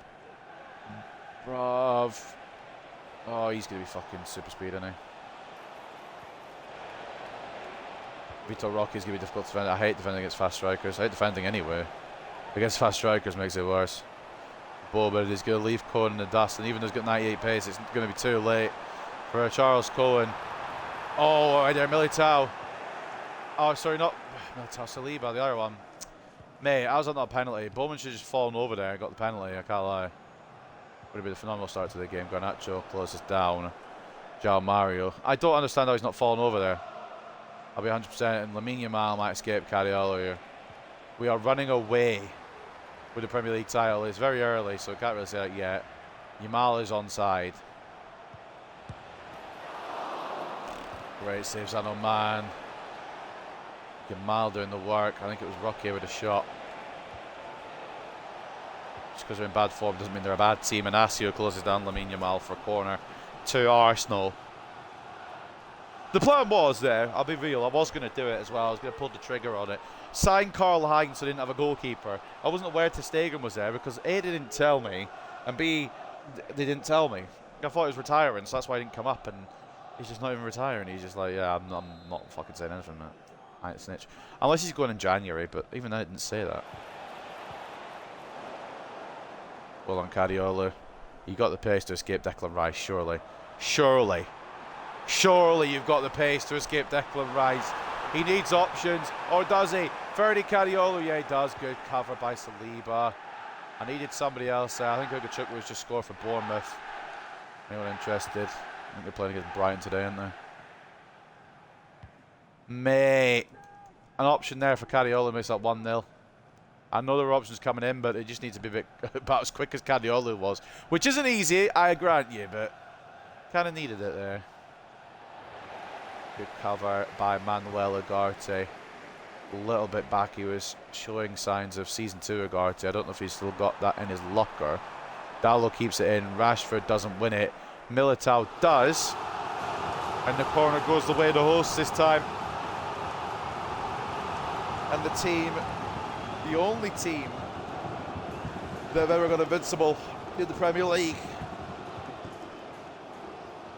Could be the team to stop us trying it. Bruno Fernandes. What Dalot? I don't know why it always fucking has to be Dalot there. Martinez knocks it back in. Ugarte. Anasio. Why not? Twat one, mate. You're centre back. I probably shouldn't have said twat one, mate, to a centre back. You got to use your brain sometimes. Don't let the centre back have the shots. Lamine Yamal, is he good? Is he as good as Garnacho? No, because he didn't get nominated for the Ballon d'Or, and more importantly, he didn't win the Ballon d'Or. So, no. Is he a back-to-back Ballon d'Or winner? No. Rest my case. I didn't actually mean to move an Asio out position there. That could have gone wrong, and it still might. Rabiot twats it off target. But yeah, I didn't mean to pull an Asio out of that situation in the first place, and I thought the ball might have been threaded through to Vitor Roque earlier on. In the end, it falls to Rabiot, who puts it way off. But yeah, final game today. It's been a good episode all around, as they usually seem to be right now. I don't think there's ever, for this season anyway, I don't think there's been a bad episode, obviously, because we haven't lost.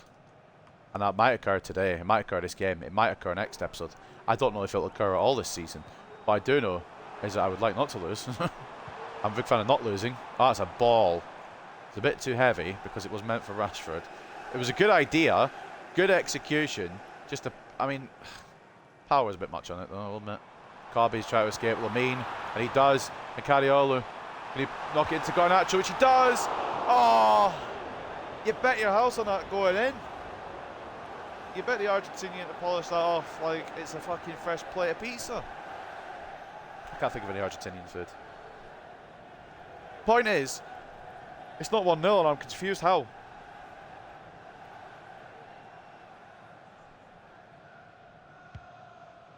What I do know is that it ain't over yet. We were only 26 minutes in. Nobody to score yet. Or one clean sheet is against the team I expected to drop points to the most.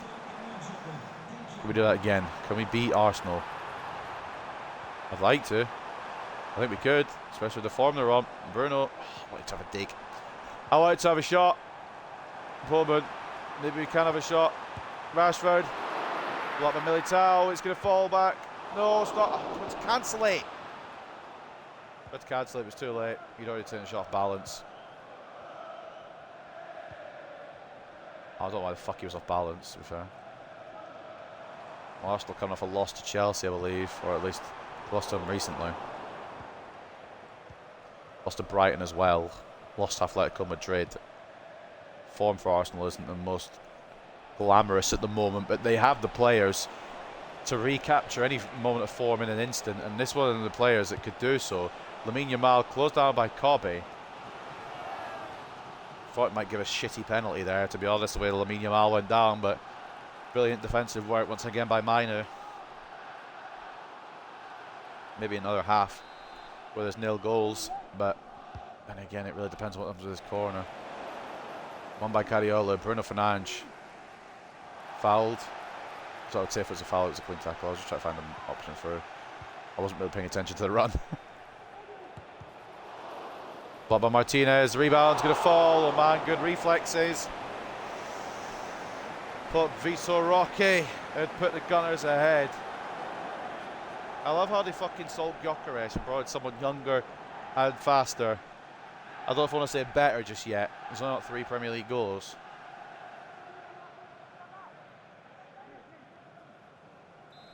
What I do know is a very good start. Ball in, Bruno. Oh.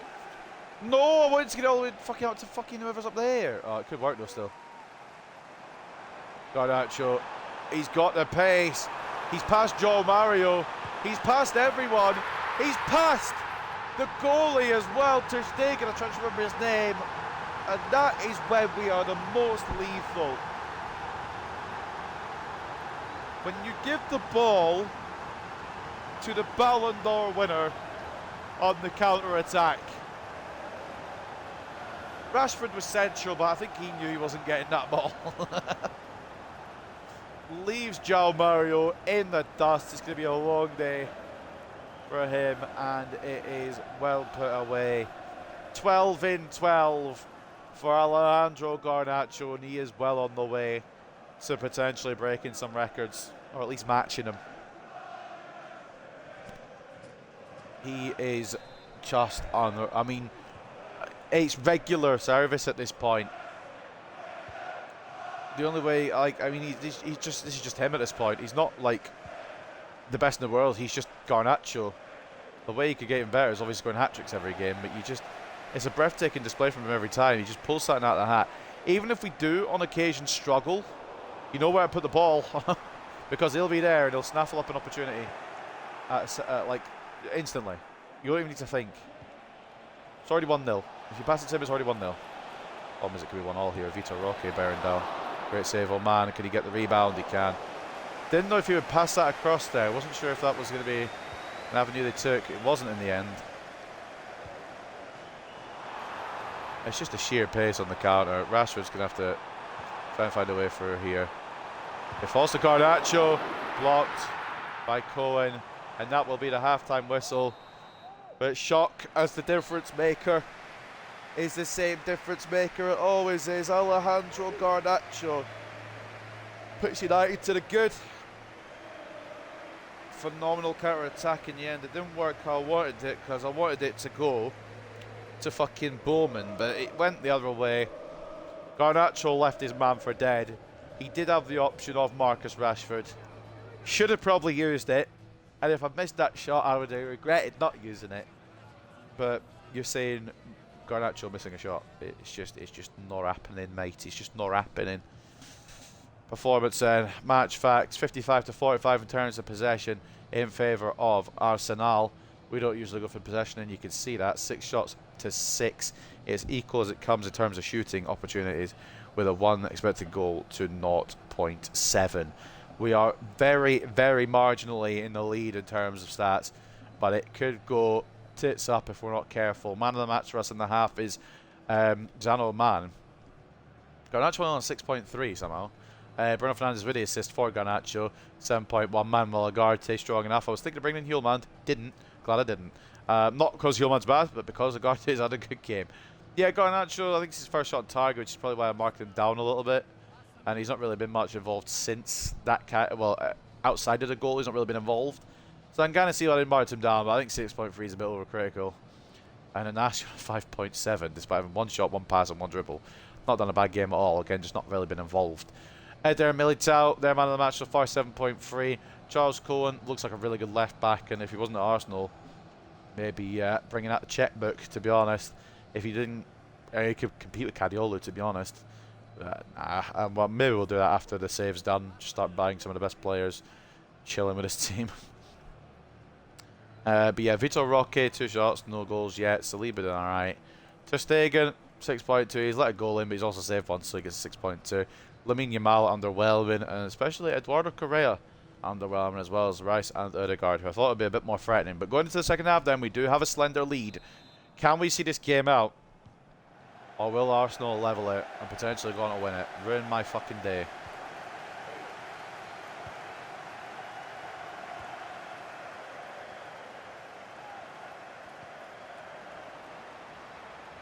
Great defending, and Cariola's going to ask for it, but Garnacho's going to say, nah fam, I got it, bud. Yamal tracking back. Garnacho cuts on the inside instead. Great play. That was for Cariola that time, so we'll get it back to the Turk. Knock it in the area. Blocked by John Mario for a corner. Positive start to the half for United. And there's the goal again. You got to say, actually, looking back from that angle, it has to be saved, doesn't it? It's just misjudged by Marc-Andre Ter Stegen as Bruno Fernandes knocks it into the area. Ugarte could try and find somebody. It's 1-for-1 there. Odegaard and Ugarte all fall over. Cariola, not a man really wanting that one. Bruno Fernandes. He find Rashford behind him, and it's cleared away. Great bit defending from Arsenal, but Rashford never really knew it was coming at him, I don't think. Up next, of course, it doesn't get any fucking easier to try and get this invincible streak continued, because we travel to the Etihad. And even though we've got a very good record against Manchester City in this save, never write them off. They've still got Erling Haaland, still got Phil Foden, still got Kevin De Bruyne, I believe. They've still got a plethora of talent. Got to be a booking, surely. Charles Cohen, that's very silly. And it's a yellow card for Charles Cohen, and off chance around Old Trafford, but you never felt that it was going to be a red card, just like that one from the guy earlier. I think it was Vitor Meyer was his name. I think he was part of the Apoel team. But actually, the ground's had to be red. What's up, Demon Ed? How's the Land doing? He's had a bit of appearance this episode, but first game I started Fernandez. Second game I had Fernandez because Land came back off international duty and was tired. Third game we had Land in the Champions League. He got a goal and 2 assists, so not too shabby. But I put Bruno back in because we've had Brighton and Arsenal, and they're 2 of the contenders. So he's not had an incredible amount of time. But in the time he has had, he's got a match and a half today. He's had a goal and 2 assists, so not too shabby. I think it's 7 appearances total so far this season. He's had 8 assists, so he's always involved. But it's just Bruno's at a different level, isn't he? The fact that he's not regressed at all, the fact that he's not gone down in overall, he's not declined, he's still 91 rated at 34. Yeah, Land is really, really good. And everything is going swimmingly just now, too swimmingly, which means there's going to be some fucking disaster along the way. Great work, and that's the disaster. I'll be real, that shouldn't have gone in. But then again, my goal shouldn't have gone in, so I suppose we're back to level pegging. I called it as it came through. Vitor Roque, patient. Oman's got to get a hand to that. Then again, it should have been ter Stegen getting a hand to the Garnacho effort in the first half. So like I said, we're back to square, what's the word? Square one. Lamine Yamal and Vitor Roque, it's terrifying, it really is. But 1-1 at the moment. And the only reason I think we've got a chance to win this is because Arsenal's form before this is shit. And we've got Garnacho still on the football pitch, so I don't think it'll be a worry. I don't think it'll be a worry. This man is not fair.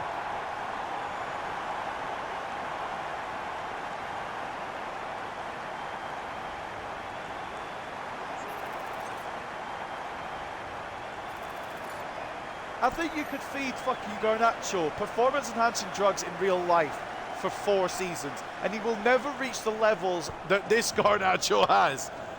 He's just turned on a sixpence and fucking put it past ter Stegen in the most casual way possible. Arsenal have fought back to get the equaliser. We were like, yeah, and what?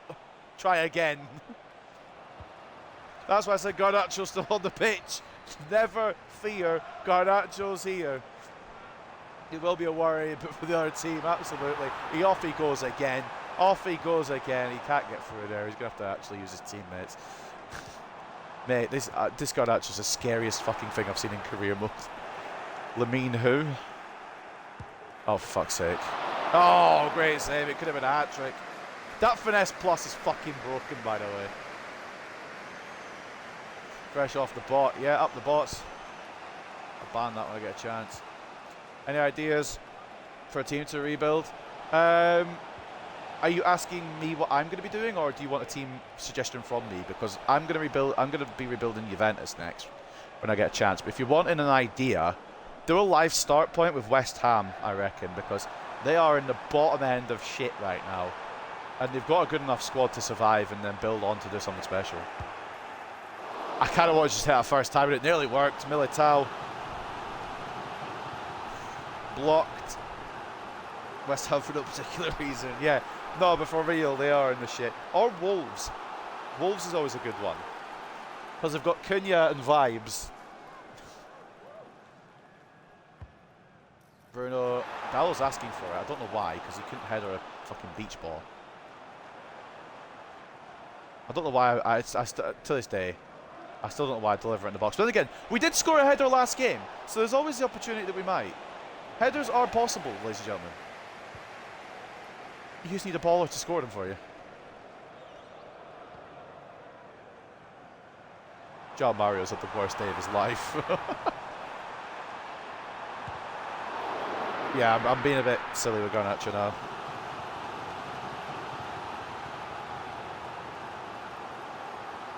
Should I sign up for coming young people or sign people that are quite known? Yeah, Kind of mix it up. Use your academy, definitely. Bring some players in to be superstars. Like the next Mark Noble or something. It'll be fun. Dallo. Oh, good save to Snake. And actually really great reactions there, didn't it? I should have made substitutions about fucking 10 minutes ago, but I can't lie. I'm just trying to hold on to the win now. We've got Man City and a Manchester Derby next, and I completely forgot to do substitutions. Well, lads, I hope you can recover in 3 days. And after that, we've got PSG. It doesn't get any fucking easier. I've been done by Declan Rice. In the year of our Lord 2028. I've been done by Declan Rice. I might as well just delete the game. Yeah, no worries, man. I'm probably going to end stream after this game, but hope it does go well. And if you're in next time, I'd like an update if you're about. A little bit of a voice crack there, ignore that. Hey, excuse me, Yamal, could you not? Oh, Jesus. I have a horrible feeling. I have a horrible, terrible feeling. We forgot to make substitutions. It might come back to bite us. It nearly did come back to bite us. Vitor Roque smacks the woodwork. Cobby close it down. Heart and mouth time. Go. Go, my son. What a ball, Cobby Mainu. Alejandro Garnacho. It's the hat trick. It's 3-1. From defence to attack. Holy shit. That. When that ball hit the woodwork, my heart was in my mouth, I will tell you that for free. But Cobby Mainu has put one hell of a ball through to the man that can't be stopped. Garnacho seals the hat trick. Records will be broken probably not only by this Manchester United team, but by Alejandro Garnacho himself. It's fucking unreal. Unbelievable scenes. I'm on world class. I've got the fucking sliders in the computer's help. I'm helping them. And Garnacho just doesn't care. He's like, yeah, and? Just get it away, Bruno. We don't care where it goes. Fucking hell. Do not let that happen, or Tio will block you. Well, shush.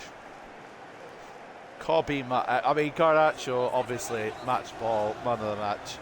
Give you everything you want, Alejandro Garnacho. You can have anything.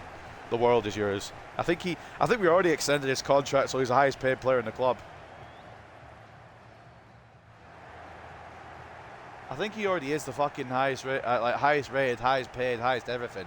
I don't know what more I can give him apart from a fucking knighthood. 55 to 45 in terms of possession for Arsenal. They're always a ball handling team. That sounds really bad, but you know what I mean. They're more possession based. 13 shots to 10 in favour of United with 2.7 expected goals to 1.5. And the one difference maker, he will always be, unfortunately. The thing is, when you think you're beating us, we've got a certain man who will say, yeah, and you might be beating him for now, but... Alejandro Garnacho, hat trick. There's a reason he's got back-to-back Ballon d'Ors. There's a reason he is the best in the world. And there is a reason we're at the very, very top. He is the main man, but obviously you got to give credit to the supporting cast, especially this man, Cobby Mainu. A hell of a ball, an assist and an 8.1 with assists as well coming from Bruno Fernandes and a 7.9.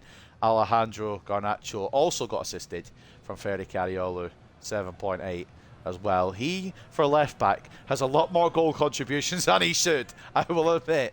And Zanoban keeping the clean... No, he didn't keep the clean sheet. I'm an idiot. It was 3-1. 5 shots, 4 saves. Did let that one in for Vitor Roque. Completely forgot about that. And Roman Bowman underwhelming. Maybe Mbemo gets a little sniff against Manchester City. Ars Anal or a ball handling team. Didn't think about that one. Yeah, keep the injuries. It's more of a challenge. Eder Militao, 8 rating. Goal 7.6 for Vitor Roque, and the assist coming from Lamine Yamal, who did something in the end. 7.3. Charles Cohen, a ball over regen as well. They've got a really good team. It's just the form has let them down. And unfortunately, they come up against the best version of the Ballon d'Or winner. 6 shots, 3 saves, 3 conceded. When I'm saying that Alejandro Garnacho is the best player in the world. What I'm really saying is that Finesse Plus is fucking broken. I love it. Onwards then to the post-match interview. Chelsea lost to Luton! Oh, it's a beautiful day. It's a beautiful day. Let's all laugh at Chelsea. West Ham won as well against Palace, yeah. Could see my doing a West Ham shirt in my dreams, yeah. So that's the only way he's gonna wear one. Kobe Mino, big fucking performance. I wanted to watch that assist again, but I forgot to look.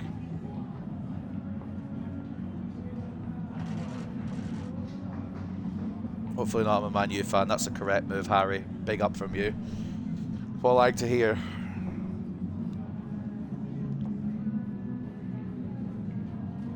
I really wish Garnacho could cook like this in real life. We'd be fucking insane. Garnacho can't score in real life, but in game he is about as fucking dangerous as... I'm not going to say what I was going to say, but he's incredibly dangerous. I think records might be broken by United and by Garnacho, because we'll come out of this episode with 5 wins when I expected 3 wins, probably, and 2 draws. I was hoping we'd keep the invincible streak, and we have. Oh, man.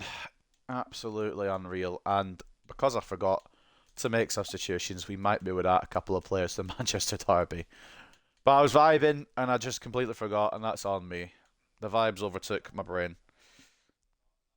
Will Cox rolling in 2003. Garnacho's about as dangerous as Roma in 2003. Bicycle kick was probably the last best goal he made. Yeah, that bicycle kick was beautiful. Wasn't Puskas award winning, but it's definitely beautiful. So, ladies and gentlemen, this is how the table looks. It's a bit... We are insane. Do we switch the difficulty up? Probably should. Am I going to? No, I'm not. I'm enjoying this team, battering everyone. I am battering absolutely everyone and enjoying every moment of it. We've built a fucking massive team. Wolves, Liverpool and Bournemouth in the top 4. Chelsea, Brighton, Manchester City, Aston Villa, Arsenal and Everton complete the top half. And West Ham, interestingly enough, who were in the Champions League place, I think they finished 3rd last year. They did just get a win over Palace, so they might have dragged themselves out of the shit a little bit. But they are in the relegation zone. Now, I don't know what's changed, because they haven't really changed anything. But I think it's because they've not been using Tell. I don't know why they haven't been using Tell. West Brom and Burnley are in the relegation zone as well. Fulham just about outside of it. Spurs and Newcastle struggling. Even, well, Arsenal struggling anyway because we're just beating them. I think it's slightly unfair what I'm doing, but on the flip side of it, I don't care. We're very good. And I'll show you as well, just quickly. It's not like we're pissing around on a beginner difficulty or anything like that. We've got world class on, and we've got the tactical sliders on. I don't even know if the tactical sliders are good, but it gives more stuff like this to the. Gives it a bit more, you know, personality to the fucking computer.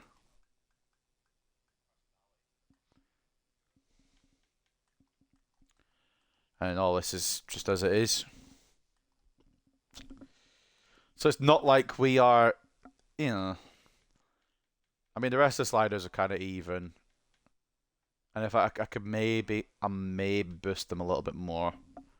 Because it does feel a bit too easy, but we've been deserving of this. Fully deserving of this, 100%. Beyond a shadow of a doubt. So, I'm allowing myself lenient. We're not even on the no sacking. We've just been that good to keep our job. And, yeah, those are all the settings. Did our time? Yeah, no worries, man. About to wrap it up here anyway. Call it a day for today's stream. Yeah, DreamWorks fucked up the donkey. Fucked up donkey today.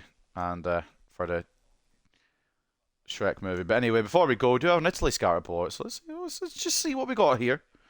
Any Baldanzi successors?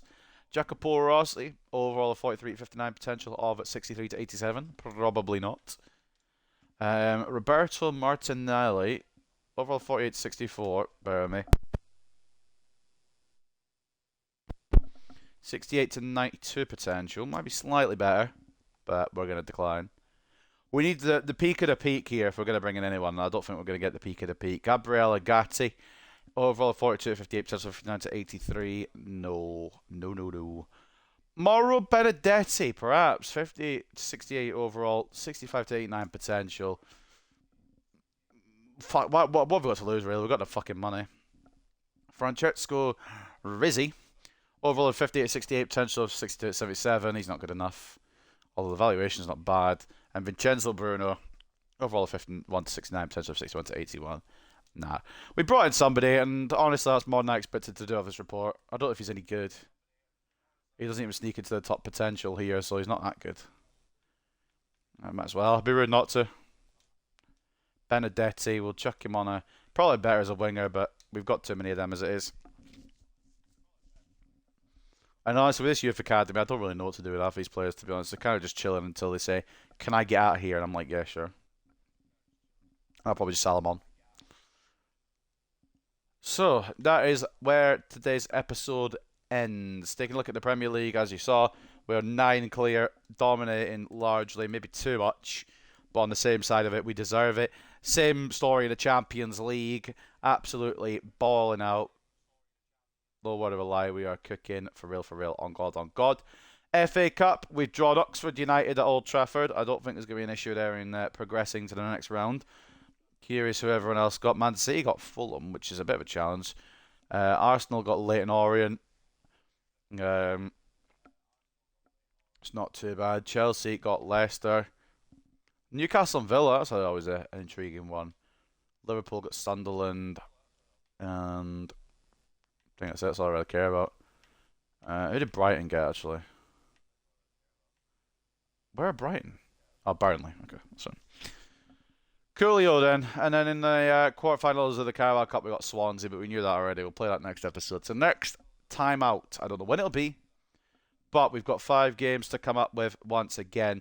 We kick off with the Manchester Derby away at the Etihad. We then travel to the Parc des Princes to fucking face Paris in the Paris Saint-Germain in the Champions League. We then got another trip down south to fucking Bournemouth, and then we go to Wales. We've only got one home game next episode, and that is against Wolves back in the league, who are obviously in the Champions League race as well. I think they're second actually right now, 9 points off of us. They are. There you go. You can see that. So before we go, let's take a look at the news, and then we'll take a look at the stats, and we'll call it a day there.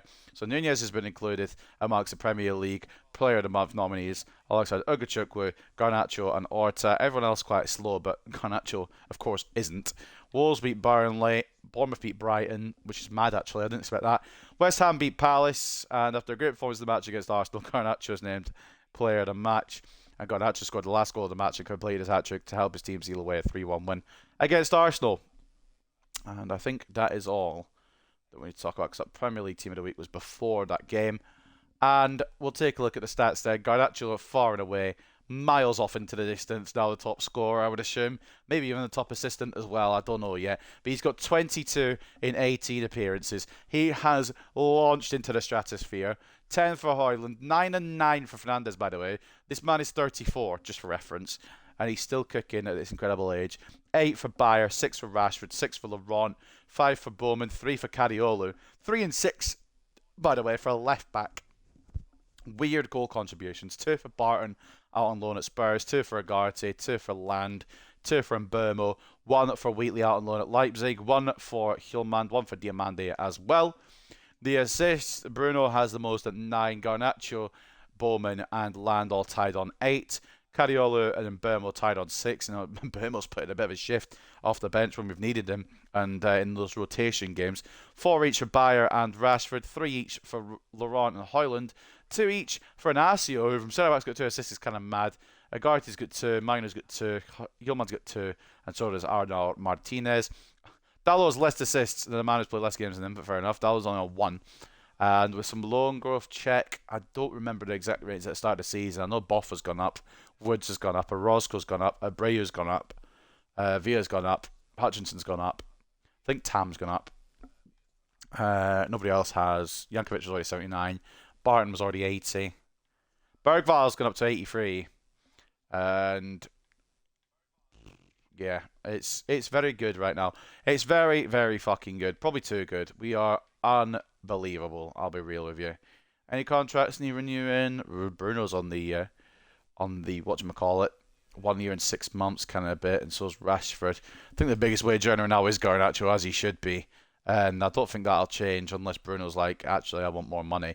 But I think everyone's happy with their contracts, so I'm just going to have a quick check through just in case everybody does need renewing. But I think everyone's either happy or okay with their contracts. Some people are a little unhappy with their playtime, which honestly I'm surprised about because he's played pretty much the majority of the games, or quite a lot of the games anyway. Yoro I can kind of understand, being a little bit upset. Martinez somehow is upset. I don't really know on that one either because he does get good game time. But I think contracts-wise, we are sound. Landed a bit upset with his playtime, but I can't drop a Bruno Fernandes that is Bruno Fernandesing still at the age of 34. Bayern happy with his playtime, he gets plenty. And Gillet, of course, I'm happy with his, but he sucks. So that is the way it goes.